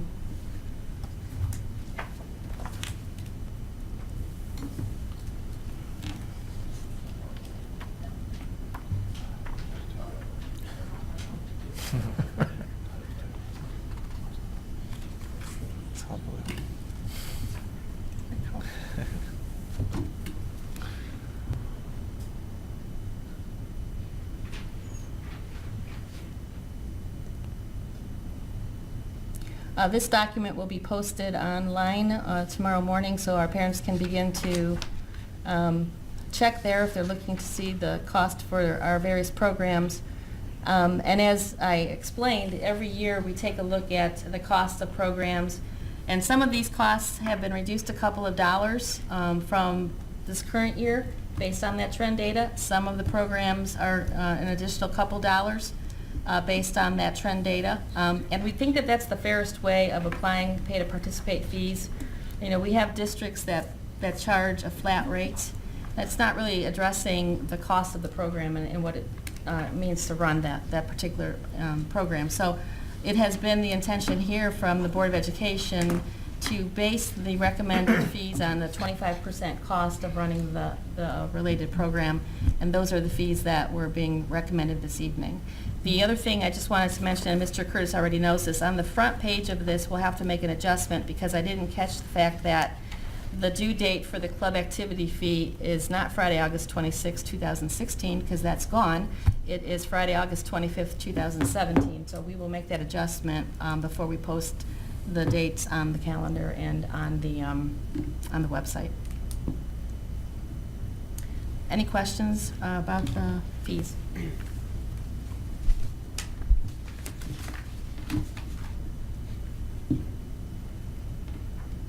Thank you, Mr. Curtis. Thank you. We'll move on to item I, remonstrance. Mr. Aho, do we have any I don't have cards? All right. Having no cards, we will move on to item J, Treasurer's Report. Without objection from my colleagues, I will read items J 1 through 3 together. Resolved that the Twinsburg Board of Education approves the following meeting minutes, regular meeting of April 19th, as sent to the board under separate cover. 2, that the Twinsburg Board of Education accepts the following financial reports for the month of March 2017, bank reconciliation, general fund, financial summary report and financial report by fund as sent to the board under separate cover. And 3, that the Twinsburg Board of Education accepts the check register for the month of March 2017. The total, including payroll, is $3,917,230. Do I have a motion to accept J 1 through 3? So moved. So moved by Mr. Solera. Do I have a second? Second. Second by Mrs. Davis. Any discussion? Anything that you would add, Mr. Aho? No, these are just the typical items we do every month. Okay. All right, Mr. Aho, would you please call the roll? Mr. Solera? Yes. Mrs. Davis? Yes. Mrs. Turl Waldron? Yes. Mr. Curtis? Yes. That passes 4-0. Moving on, action items, personnel. Items K1 through 3. Without objection from my colleagues, I will read K1 through 3 all together. Resolved that the Twinsburg Board of Education accepts certificated, licensed personnel and/or contract recommendations detailed in the attached exhibit as per the dates, terms, and other applicable conditions specified pending satisfactory ORC background check. 2, that the Twinsburg Board of Education accepts the classified personnel and/or contract recommendations detailed in the attached exhibit as per the dates, terms, and other applicable conditions specified pending satisfactory ORC background check. And 3, that the Twinsburg Board of Education accepts the supplemental contract recommendations detailed in the attached exhibit as per the dates, terms, and other applicable conditions specified pending satisfactory ORC background check. Do I have a motion to accept K1 through 3? So moved. So moved by Mrs. Davis. Do I have a second? Second. Second by Mr. Solera. Any discussion? Hearing none, Mr. Aho, would you please call the roll? Mrs. Davis? Yes. Mr. Solera? Yes. Mrs. Turl Waldron? Yes. Mr. Curtis? Yes. Item passes 4-0. Excuse me. Moving on to item L, action items 1 through 6. Without objection from my colleagues, I will read items L 1 through 6 all together. Mr. Curtis, if you could please separate 5 and 6 for 1 through 4, please. Okay, so you want me to go 1 through 4 and then do 5 and 6 separately? Correct. Thank you. Okay, not a problem. All right, so I will read items L 1 through 4 all together. Items, excuse me, 1, resolve that the Twinsburg Board of Education approves the following list of textbooks to be deleted from the inventory upon the recommendations of the superintendent. They are listed below for your perusal. 2, that the Twinsburg Board of Education approves the attached listing of media center items to be deleted from inventory per the attached exhibit. 3, that the Twinsburg Board of Education accepts a donation in memory of Christopher Williams, class of 1993, in the amount of $1,635 from James and Janet Welding, Karen Williams, Carol Dagroot, Margie Easterling, Richard and Patricia Kuhn, Elizabeth Jurgensen, Aubrey Kranak, Althans Insurance Agency Incorporated, Robert and Janice Edgedell, and Patrick and Jenny Jerkovic to Dodge Intermediate School Media Center as per the attached exhibit. And 4, that the Twinsburg Board of Education accepts the donation of $200 to the Twinsburg Vocal Music Boosters from the Twinsburg Garden Club, 10036 Ravenna Road, Twinsburg, Ohio 44087. Do I have a motion to approve items L 1 through 4? So moved. So moved by Mrs. Turl Waldron. Do I have a second? Second. Second by Mrs. Davis. I would like to acknowledge and thank the donations, or at least thank the individuals for the donations in the amount of $1,635 to Dodge Intermediate, as well as the $200 donation to the Twinsburg Vocal Music Boosters. Thank you very much for those donations. Any other comments or discussion? Okay, hearing none. Mr. Aho, would you please call the roll? Mrs. Turl Waldron. Yes. Mrs. Davis. Yes. Mr. Solera. Yes. Mr. Curtis. Yes. Okay, and that item passes 4-0. Okay, moving on to L 5 and 6. Resolved that the Twinsburg Board of Education approves the student fee guidelines for 2017-2018 school year. And 6, that the Twinsburg Board of Education approves the rental fee schedule for 2017-2018 school year effective July 1, 2017. Do I have a motion to approve 5 and 6? So moved. So moved by Mr. Solera. Do I have a second? Second. Second by Mrs. Davis. Any discussion? Yes, I would like to talk about, I think at this time, we have had a levy just pass. A lot of feedback that I've received is for the Board of Education to take a look at our student fees as well as our other, rental fees as well as academic fees. I think it's an appropriate time to do that. Moving forward, if we're to do anything, and the comment has been made prior to this, we are in the job of educating children. And that is our primary responsibility.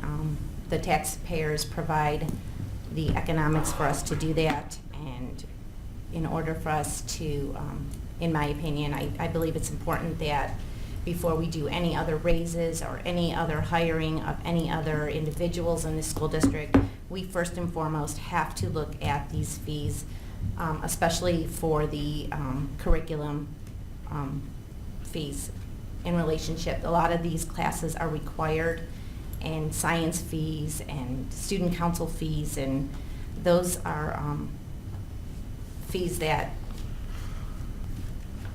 I think we could take a good hard look at and potentially eliminate at some point. So, Mr. Aho, or Mrs. Powers, since you just did the presentation, what are we, what did we bring in year to date on academic fees? Yeah, I don't have this number with me. I wasn't, it was no. Okay. I can get you Mrs. Powers, those. so you just did the report on that. Do you have that number, what we bring in year to date on academic fees? Let me check my spreadsheet here.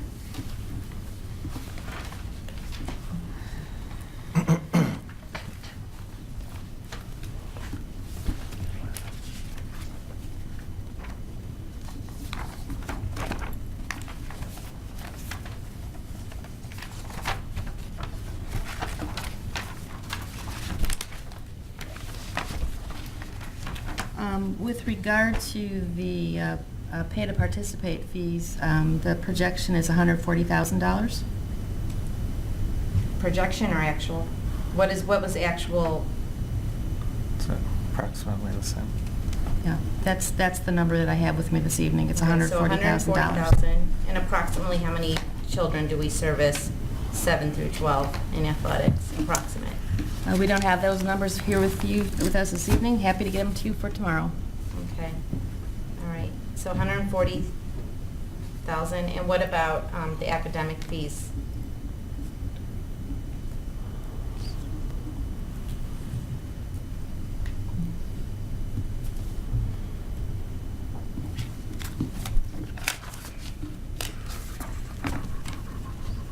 So the academic fees will bring in $282,600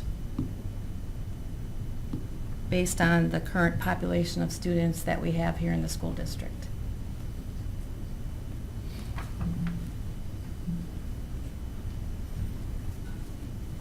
Okay, and so then my question, I guess would come back to you, Mr. Aho.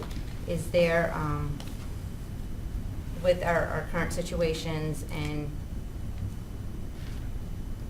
is there a room for us to either lower or eliminate any of these fees? I mean, we're looking at $282,000 and $140,000. That's not a question I can answer. Yeah, Okay. with all due respect, Yeah. I mean, Well, I mean, that's I a board guess, yeah. decision. That's a board decision. Understood, but I mean, and we do go to our treasurer on Absolutely. regular, He can you know. provide the numbers, but he doesn't make those decisions. We Right. make those decisions. Right. So, as I said, since we are a data-driven, is it an appropriate time for us to go to the community, get some types of surveys and ask them, how would they like us to spend their money? Are we, if we are holding true to what we're saying and our job is to educate the children in this community, we have to do it within the means that we have. And if we are going above and beyond those means and we are having to supplement with these additional fees, do we need to look at that? Is there a time that we can take as a Board of Education and have conversation about, are these fees something that we're willing to eliminate? And the reason I ask is because these questions are asked to me on a regular basis. We have some families that, this levy was passed, and I'm very happy, and I'm proud of our community for doing that, and I think it's going to put us in a good position. But I also know that there are some individuals in our community that, the passage of this levy is going to put them in a situation where financially it's going to be very difficult. And these same individuals may have to make decisions whether their children participate in activities or what classes and what curriculum and what direction they're putting their children in academically. So if we're charging, for example, $52 for accounting, the odds are if there's an individual in our schools that it's just not, it's tough for them to come. They're not going to choose the accounting class, or they're not going to choose the Chinese 4 class, or whatever it may be. So my question to my colleagues is there a time, and I think this is an appropriate time, to look at what direction and how are we going to determine that direction? And I think it's appropriate to either do a survey or go to the constituents, and I know we've done surveys prior, but not in relationship to this. This is much different. This community passed a levy. Their confidence is in how we're going to spend that, and I think it's important that we're engaging the community and we're getting their perspective on, do they want us to continue with academic fees? Do they want us to continue with pay to participate fees? So, I think for me, yeah, go ahead. I want to make sure you're. I am complete, yes. Okay. We sat in multiple work sessions with multiple spreadsheets, figuring out exactly the dollar amount needed to help secure our financial future. All of these numbers were added into that as part of the decision-making process of putting a 6.9 mil levy on the ballot, which I think we're all aware of was a very large amount of money. It was a very daunting dollar amount, but it was what we needed based on our projections and based on the numbers that we set. I think to sit here and now ask about pulling $420,000 out of an annual budget, that can be something that we could have looked at and seen what the factors and what that would have caused 6-7 months ago when we were dealing with this process. From day one, this levy was not talked about as reducing pay to participate, reducing academic fees. It was used as a backfill for money that we've lost. I am more than happy to sit and have a conversation about what this would look like, but to stand up here and ask for a promise of trying to reduce this is I think very, very premature at this point. Every forecast that we have done, every spreadsheet, every dollar amount has been done with these numbers, which the community wholeheartedly supported back during the operational change plan, with surveys and forums and question and answer sessions, and that's what the community supported, because we have to understand as well that as part of the community there are a large amount of people that don't have students in the district and who are supportive of the district, but feel that, for different things, that participants should, pay a little extra. And in 2012, the board at that point in time was receptive of that idea. The operational change plan was enacted, and the levy was passed, and we've been operating on that, since that point. Is there a time down the road when that possibly could change, if the community would support it? Possibly, but I think at this point in time, it's our responsibility to continue to live through the operational change plan, to continue to hold to the promise of what this levy that was passed yesterday was for. And it's an operational levy, and no promises were made to cut or do anything like that. And not one word of that came out of my mouth, came out of anybody's mouth that I walked around with, that I spoke with. I hadn't seen that at any presentation from the superintendent, from the treasurer. It was never mentioned at any blue ribbon committee meeting. It was never mentioned at any poll that I was at. I mean, it's just that was absolutely not part of the plan. And I have 3 kids in the district. I'm affected by these fees as all of us are. And I wholeheartedly feel, the pain as much as anybody else does. And while, I'm sympathetic to that, that's not what this levy was for. That's not what it was promised for. Is this something that can be discussed and looked at? We can run some numbers. We can do the data, but we've had the opportunity to do that 7 months ago, and it was never brought up. And that's it's not the time, in my opinion, to bring this up at this point in time. These fees are for this upcoming year. They're in line with what's been done for the past 5 years. They're 25% of the operational cost for the actual activity. It's significantly less than many other surrounding communities and how they do it. And while I get the issues with it, and I understand it, this is the way that we have operated. This is the way that the community has asked us to operate since the operational change plan, and that's what we're continuing to do, in my opinion. Go ahead. Okay, I'm going to say something about this too. I wish we didn't have to charge any of these fees for any of our children. Some schools around us do not. I will say some schools around us do charge for all-day kindergarten, do charge every child for preschool. If you have a student in the Twinsburg schools, they've gone through our all-day kindergarten. I'm sure my numbers are very low. If I say we have 300 kindergartners, that's probably on the very low end. If we do, though, have 300 kindergarten students coming through our schools, schools right near us that people often like to compare us to are charging maybe minimally $1,500 per kid. And if you're looking 300 times 1,500, we are saving our families $450,000 on that end. The fees are, I guess, for lack of a better term, a necessary evil. On another part, we do offer several children in our district free preschool, whereas the schools around us or preschools around us, minimum $1,500, $1,800. I can't remember what I paid for my children, but I think $1,500 was on the low end. So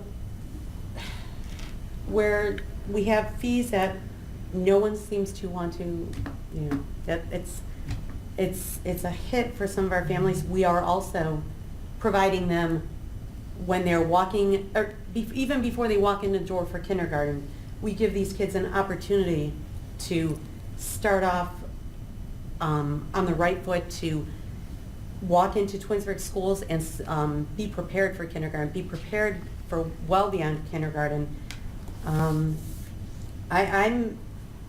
That's one of the things I think some families had looked into as well, even when I was looking into moving into Twinsburg when my husband was teaching in Twinsburg, still is, but that's one of the things I looked at too, the services that we do provide. And I think for what we have to work with and the amount that, constantly getting cut from us, I think we're doing an excellent job for our children. And I would not be in favor of charging for all-day kindergarten so that we can charge less for other fees. And that's just my opinion. So I'll piggyback on comments from my colleagues, but first and foremost, I want to acknowledge Mrs. Turl-Waldron's comments and concerns. They're duly noted, and I can appreciate your concern. I think we all share the concern with respect to the hardship that some of our families may incur as a result of academic as well as pay-to-participate fees. I just want to make sure that we make clarification on a few things with respect to what necessitated the district to move in this direction. And it was as a result of things that are being done, that were being done then and are still being done now in Columbus. We're actively working to do some things to mitigate how we're being impacted negatively at the state level, but that was really what precipitated the board at that time to move forward with that initiative. Since then, we've done well in making sure that we're tightening our belts, making sure that we're living within our means. We've done a lot of things since then and even this year in the way of defraying costs, making sure that contracts that we enter into, that we're negotiating for the very best price. I think a prime example, one that was just kind of talked about in Mrs. Power's presentation, was the scoreboard initiative. And the community needs to know that not a dime of that is coming out of our coffers. We had sponsors step up to foot the whole bill for that. And that and other initiatives that we have done do not happen by accident. So I want to make sure that the community understands, for one, that we are sensitive to how this impacts all of our families, and will remain sensitive to that. And I think that the formula that's currently in place really reflects sensitivity to, we're still shouldering 75% of the cost. I also want to, echo the comments by Mr. Solera that, a high percentage of our residents do not have children in the school district, and I know that this was something that was done in the way of a survey and gathering feedback prior to the implementation of the operational change plan. So, many comments, we always make comments with respect to our expenditures that we are a data-driven organization. We continue to hold to that precedent, that if data is presented to us that indicates that a significant number of families and children are being impacted as a result of the fees, where we have downward trends in participation, I think that that's something that is a real good reason to kind of take a second look at,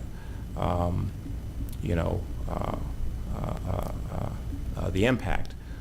But we haven't seen that over the last few years. We'll continue to monitor that trend. I do agree with Mr. Solera that I think that I'm in agreement that we can always have a conversation and sit down and kind of discuss this in further detail. At this juncture, I don't think that it's appropriate to do it, but it's always a good idea to revisit initiatives that we have in place, especially the financial impact that it has on our community.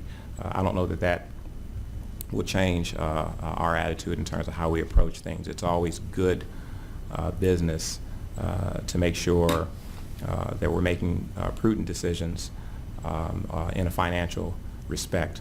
So, again, I acknowledge that there's difficulty with any of the fees that are associated with our kids, whether that be academic or fee or pay to participate.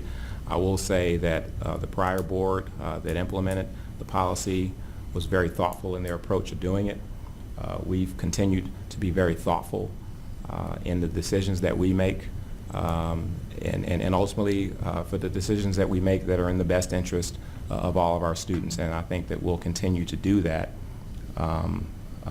as we move forward. So, you know, I'm sorry. I acknowledge your concern. I think they're legitimate. You know, but in moving forward, to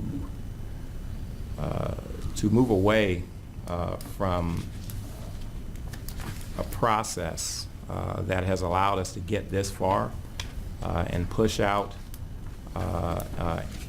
impending financial distress year after year after year.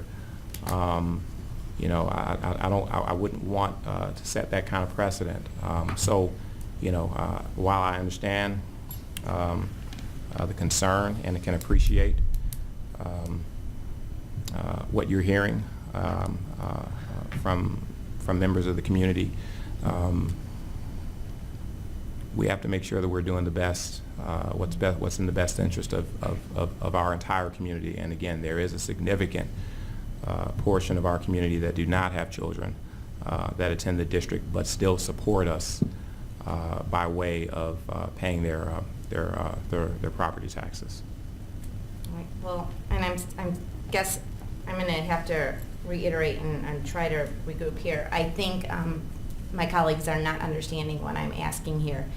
So let me take a step back, because I did attend the focus groups and I did hear options. And in the focus groups, the options were a lower or higher millage for this levy.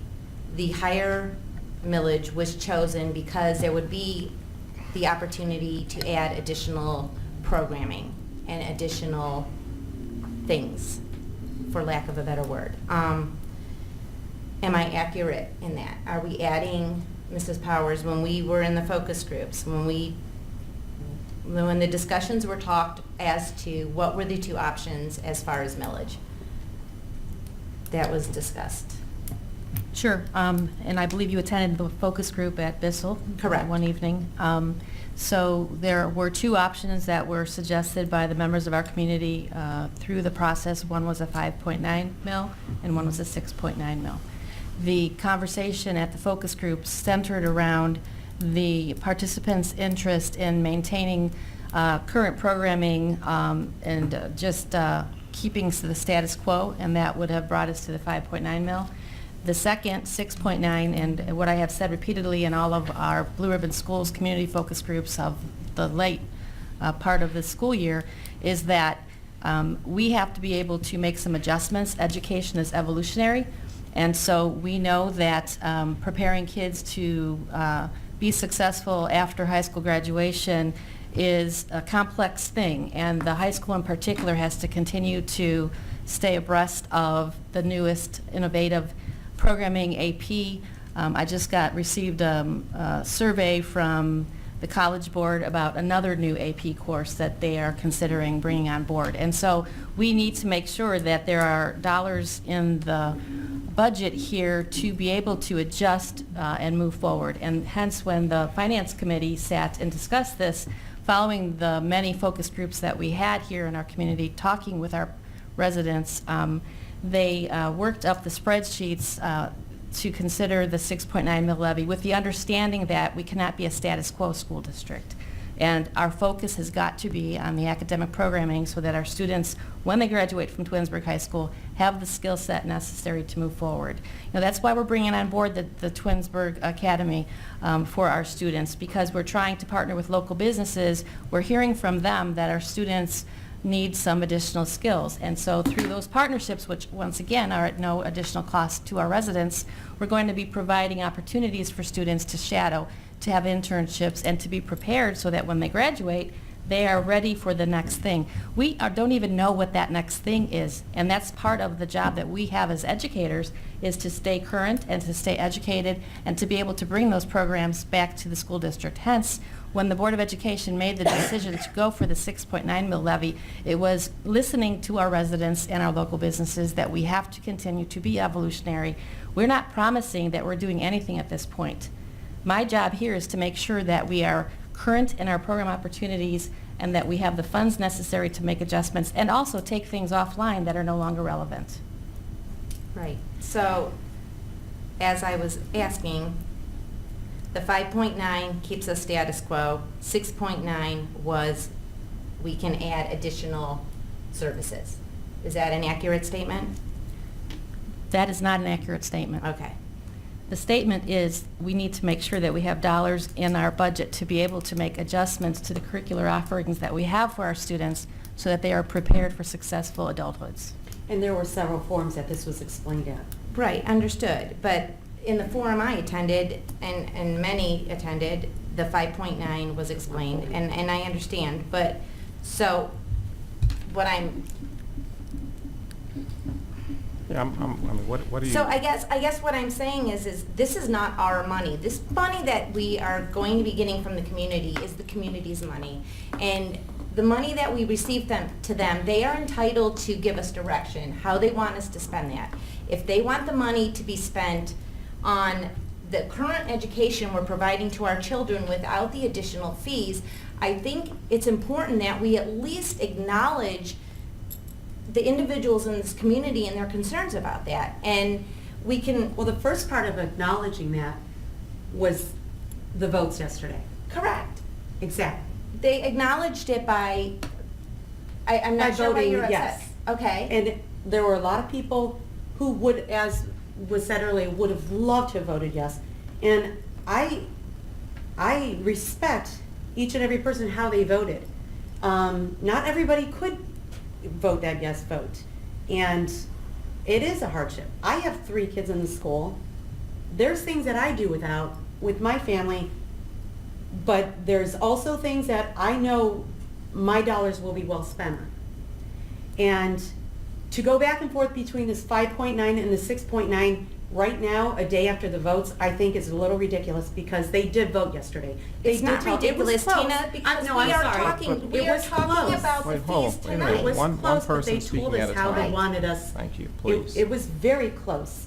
And it's going to be, it's going to be tough on a lot of people. But the voters spoke. Those who showed up spoke. Okay, And those who And I will didn't. remind, I mean, this conversation isn't even, I mean, it's, But tonight we're it's passing already the been fees. decided, okay, but talking about millage is I mean, that's an after thought. That decision was made a long And time Kathy, ago. if you went to more than one forum, you probably would have heard more Right, about and this. unfortunately, I have to work in But the don't tell us evenings you and I went to so many can't. forums when you went to I didn't say I one. went to a forum. You said you went to several forums. Well, And I if you want to be apologize if honest that's with the what- community, be honest. I am being honest, and I'm concerned that there's individuals in this community that can't afford this, and I'm trying to help alleviate some of these fees for them. If we're going to be negotiating teacher contracts and things, and we're going to be giving raises, Who and said- I'm not who saying said- we yeah. are. I'm saying if that potential is there. Yeah, We I want first to be and real foremost, clear, yeah, because okay, no I'm decisions have saying- been made Of in that course regard. not. I just want to And make I'm sure not that saying they this is a are. public meeting, and I want to make sure that Absolutely. we are not misleading We are not anyone in the misleading. public. I am trying to say, before we can do anything in the future, we first and foremost need to educate the children in this community. The public education I think we're is doing a not really good meant- job of and that. absolutely we are, and you're misinterpreting this, and you are all becoming defensive. I'm trying to understand what it is that you're saying. I am trying to explain to you that in a public school district, children should not have additional fees, especially when the community is passing levies and supporting the school district financially. And So should we start charging for things like kindergarten that other schools, shining schools around us I don't know. do? Let's I don't ask. think Let's that- ask our community. I don't- Tina. Let's ask our community I'm and ask sorry. them how they Okay. want I us to wasn't spend the done. money. Our kindergarten impacts every student who walks in the door. I think we'd have a bigger burden on our families if we started charging for kindergarten because we decide we're not going to charge fees for sports or fees for school fees, which most schools do. Well, And I don't think we're ready to take on something like that as an example. And I want to make something very clear that you brought up, Ms. Terrell Waldron, is because I think in an idealistic way, we would all wish that, you know, we didn't have to do this, but I've been in education for over 24 years, okay? Things have changed in a very significant way since you or I were going to school, okay? Funding has completely changed in a very significant way with respect to how school districts operate. That is why there is a necessity for school districts to go to the voters to pass levies. That is exactly why. And I want to circle back to the premise behind why we're in the position that we are, and it's less to do with phasing out of tangible personal property tax and more to do with court action that happened that said that the way in which school districts are funded are unconstitutional, okay, over 20 years ago. So you don't have an argument, I don't think, from any person on this board that the way that schools are funded is too heavily reliant on local property taxes. I agree with that. We agree with that. The Supreme Court agreed with that multiple times. I want to make sure that we and the community understand where the primary responsibility lies, and that is on our elected officials and the General Assembly, who have abdicated their responsibility for 20 years to rectify this situation. Okay? Things are not the same now as they were 20, 30 years ago. It's a completely different paradigm. We're living in a different world. So these are the harsh realities that we have to deal with, and that's why we were elected to do the jobs that we're doing. We have to deal with this head on, and I want to acknowledge the hard work and hard decisions that the board that implemented the operational change plan had the guts to do it then. Because if they had not done it then, we might be a school district that's out there right now staring down the barrel of a state takeover because they failed to act when they should have. That's what good leadership is. That's what good board leadership is. That's what good board stewardship is of the dollars that this community has invested in this school district. So that's the history that we all need to understand and acknowledge and recognize. That's the reality of where we are today. So I don't disagree with you that we shouldn't have to pay extra over and above for any of our kids to do the things that they do, okay? But that's not the reality. Plain and simple, frankly, that is not the reality.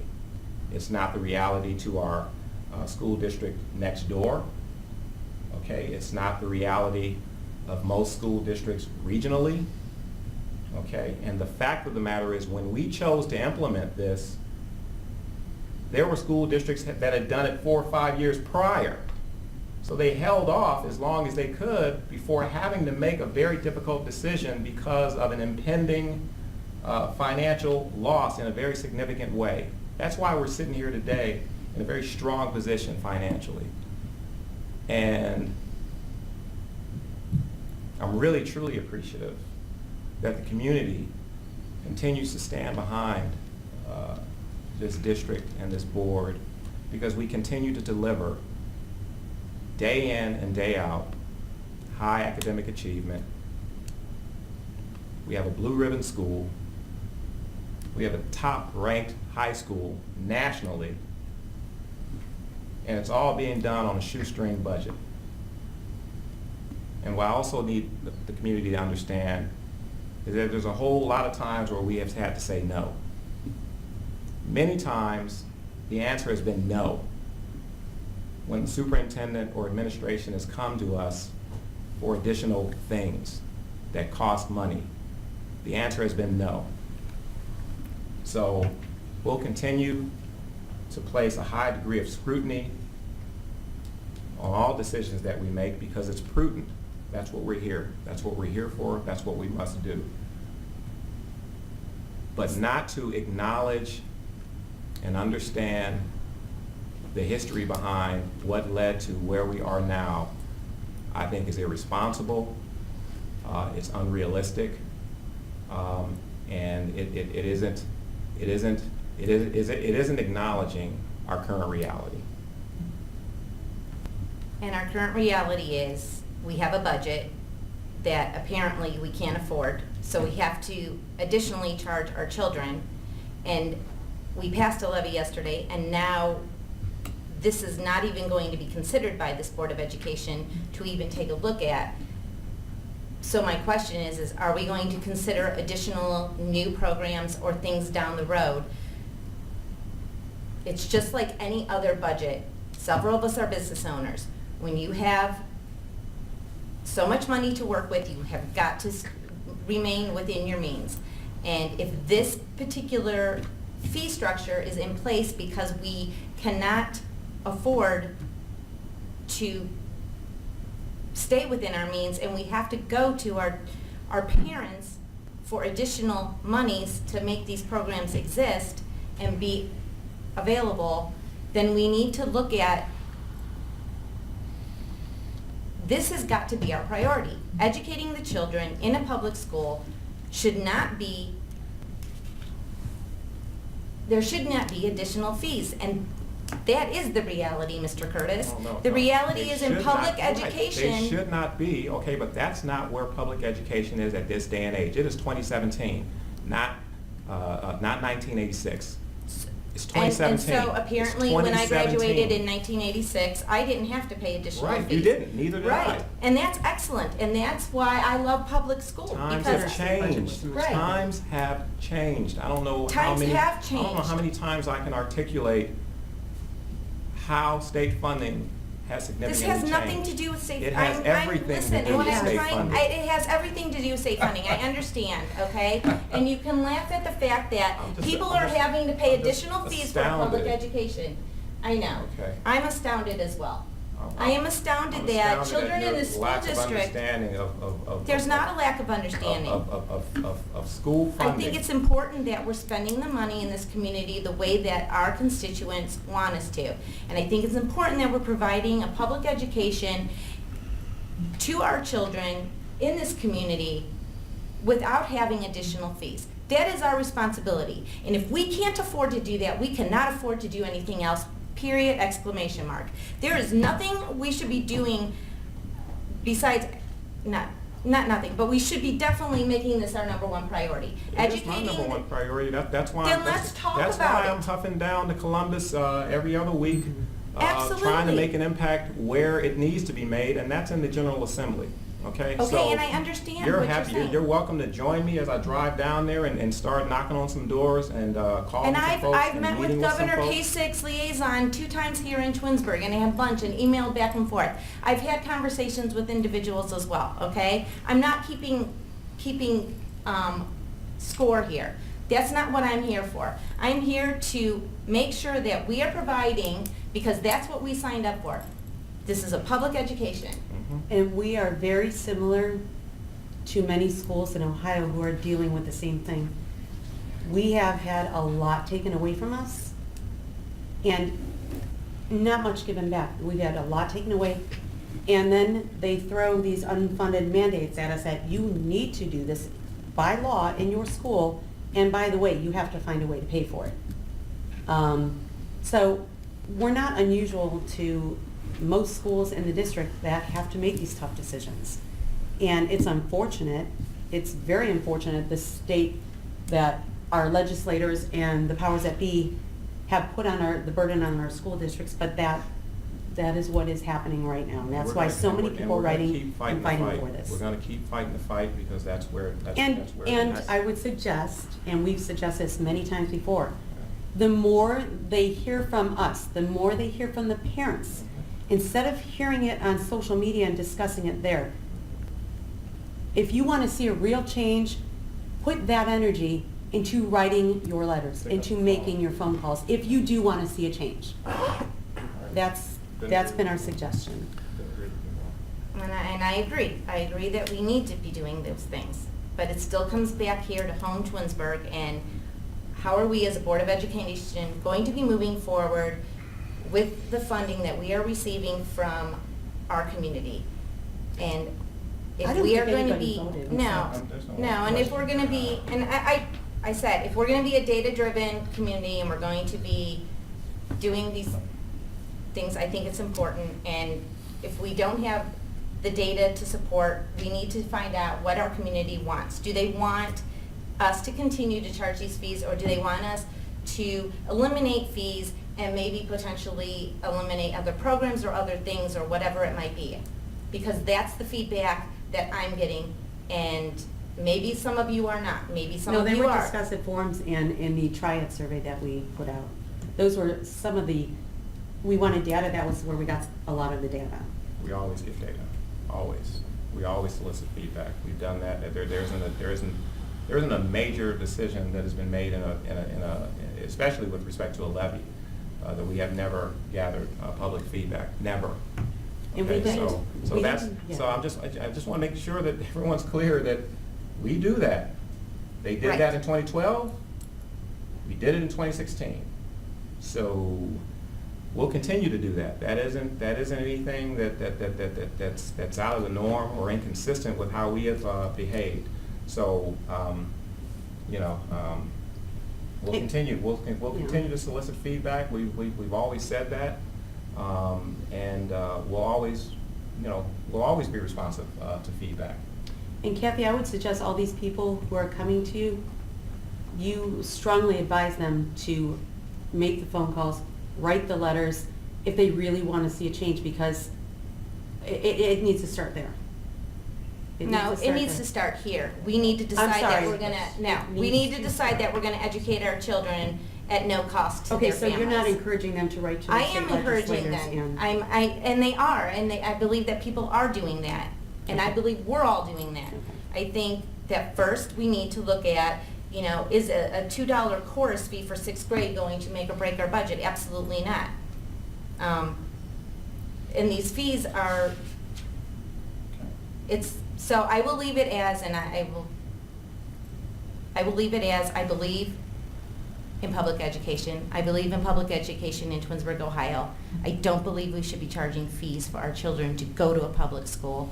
And I think at this point, we should be having conversation and engaging the community for direction, whether it's a survey or a poll. We have not asked our community, I have not seen whether we've asked our community We if did. they would like, We did. okay, so if they want additional fees, How are these additional fees? Not These are the same things that were discussed, and you continue to say, Additional I'm fees talking now, I've know sat you are. quiet, Go okay? ahead. These are the same things that have been implemented since the operational change plan in 2012, where there were multiple times where community was given input and discussed, and the sole purpose of that operational change plan was to set us up for the future. This levy that was passed yesterday has absolutely nothing to do with pay-to-participate fees at all, academic fees at all. This is an operational levy that was passed yesterday. We sat in multiple work sessions where we were all there looking at things. And if you really wanted to do something at that point in time, that's when you say, what would it look like if we pulled out this much money? And then what would we have to do? Not May 3rd, 12 hours, 24 hours after it was passed, are you going to bring this up, okay? And don't act like I've never brought this up before, Matt. This has been brought up on countless occasions by me in multiple meetings, so don't act like I haven't brought this up. No, you bring don't it up, imply you it. bring it up, but you don't do anything about it. You don't say, what does it look like? Look at what I've done. I've pulled this number out, and this is what the budget looks like at that point in time. You have never done that. You will sit up here and pontificate about how we shouldn't have to pay, how we shouldn't have to charge. You have never surmised or given a solution or even an answer or a plan to devise anything to do that. You sit up here and you just throw out numbers and throw out things that I want to get rid of and we shouldn't have to pay this, and that's all great. None of us want to charge anybody these fees. I don't want to pay these fees. I don't want to charge anybody these fees. I have made suggestions. Okay? I have made All right. suggestions, none that you liked. Okay. I've seen one suggestion, not one. Okay. Any more discussion? No, thank you. Okay, Mr. Aho, would you please call the roll? Mr. Slura? Yes. Mrs. Davis? Yes. Mrs. Turtle Waldron? No. Mr. Curtis? Yes, that passes 3-1. Miscellaneous, do we have any items to discuss for miscellaneous? I just want to recognize some people. I had to put on my glasses for this. Big things happening in our school this week, obviously, and there's groups of people, no one specific, but groups of people I want to recognize. And I want to take the opportunity to thank the Twinsburg schools for their support of the school levy, Twinsburg school residents. It's because of your support throughout the years that we've been able to provide quality education to our students. We want to give our students the best start to an excellent education. That's beginning with our award-winning preschool, our free all-day kindergarten, and because of our amazing and dedicated teachers, administrators, staff, and our students, they do continue to receive a high-quality education well beyond these important preschool years. I want to thank especially to parents for their dedication to their kids, because no matter what happens in school, I mean, it sounds cliche, but you are their first teacher. And because it's Staff Appreciation Week, I want to personally take time to thank the employees of the Twinsburg City Schools and recognize them for their dedication to our children, all of our employees, from our bus drivers, our cafeteria workers, our teachers, our administrators, everybody, because it's everybody working together to make our kids successful. It's the bus drivers who's saying hello to the kids and welcoming kids and being their first contact of the day. That could change a kid's mood right there. That can encourage them. That can lift them up when maybe they're walking to the bus stop having a bad day. The bus drivers my kids have been incredible, and everybody deserves recognition. And especially, I want to thank the Blue Ribbon Committee and everybody who's worked hard on that committee to do what's best for our kids, and they deserve to be applauded, even though most of the audience is gone now. But those are just the groups of people I want to mention. And there could be hundreds of names, but these are just off the top of my head the groups of people that I'd like to thank. Myself as well, I'd like to thank the voters in the community for your support. It means a lot. Rest assured that we've been fiscally prudent. We will continue to be watchful and continue to provide the quality education. I'll pigtail on Tina, who probably said it a lot better than I will, but Blue Ribbon Levy Committee, just an amazing group of people. I was able to be representative from the board on that, and the amount of people who gave up their time coordinating polling locations and signs and fundraisers and absentee letters, 10 for 10s, just an amazing group of people, especially Jamie DeFabio, Walt Hoffman, Jennifer Wilson, and nothing could be done without the treasurer. So appreciate that, Brian. I'd like to thank the Twinsburg Township trustees for their formal recognition and support of our levy. That went a long way in the township, and definitely appreciate it. Same goes for Remindeville Council and Mayor Sam Alonzo. Those two public recognitions of support for the school district went a long way, and I definitely could not have done it without them, so thank you. All the parents, all the volunteers who stood out on a typical election day, even though it was May, it felt like it was November, with umbrellas and 3 or 4 jackets. I was freezing in the morning, and then it started raining, so I said, fantastic.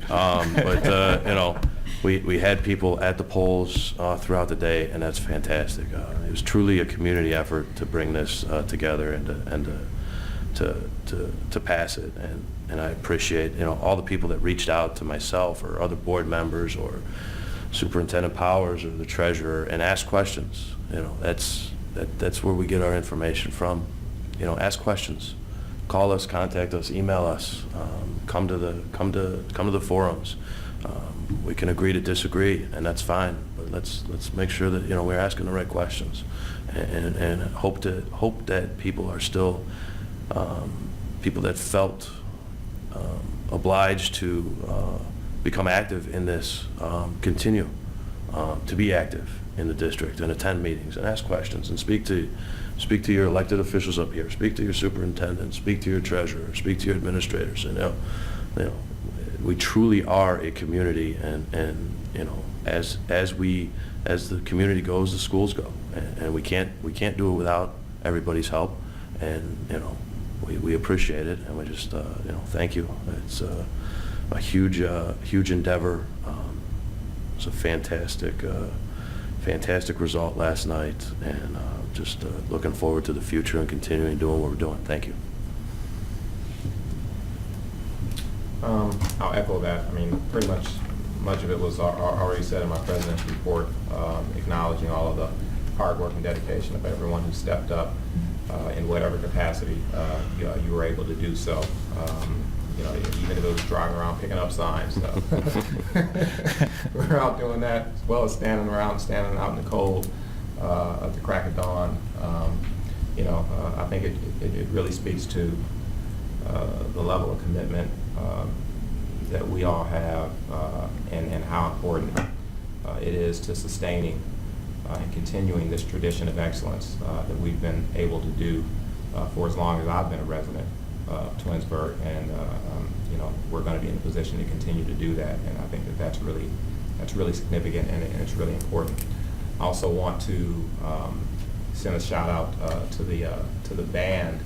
I happened to attend the band performance. I think it's the last one for middle school, RBC Middle School. Well, they have competition. Okay, that's right, they got competition. Friday. But they performed the pieces that they were going to do at competition. And so I had an opportunity, I almost front row seat, to have them perform those pieces, and also witness the Band Boosters award, or at least announce their scholarship awardee. That's always great. Mom, who was in the audience, who did not know, I watched the reaction on her face, and she was completely caught off guard and blown away. But more importantly, she was really, really appreciative of the gesture that her daughter had earned a scholarship from the Band Boosters. So I made sure that I thanked the Band Booster, the president of the Band Boosters, for that gesture, and also their continued commitment in doing what they do to support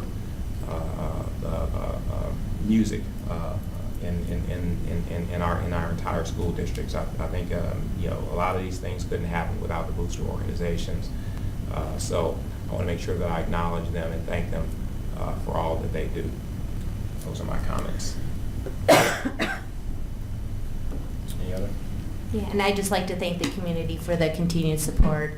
I believe our schools are in a great place, and I think because of your support, we'll be able to move forward and remain positive. So thank you, Twinsburg, for all of your support in all of our endeavors, and especially with the passage of this levy. Okay, Mr. Aho, we do not have a need. I know we have executive session on the agenda, but we will not be entering into executive session. So that is irrelevant. I will make a motion in item P that we adjourn. Do I have a second? Second. Second by Mrs. Davis.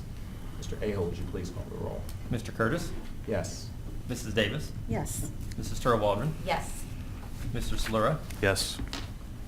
Okay, we are adjourned. Thank you very much.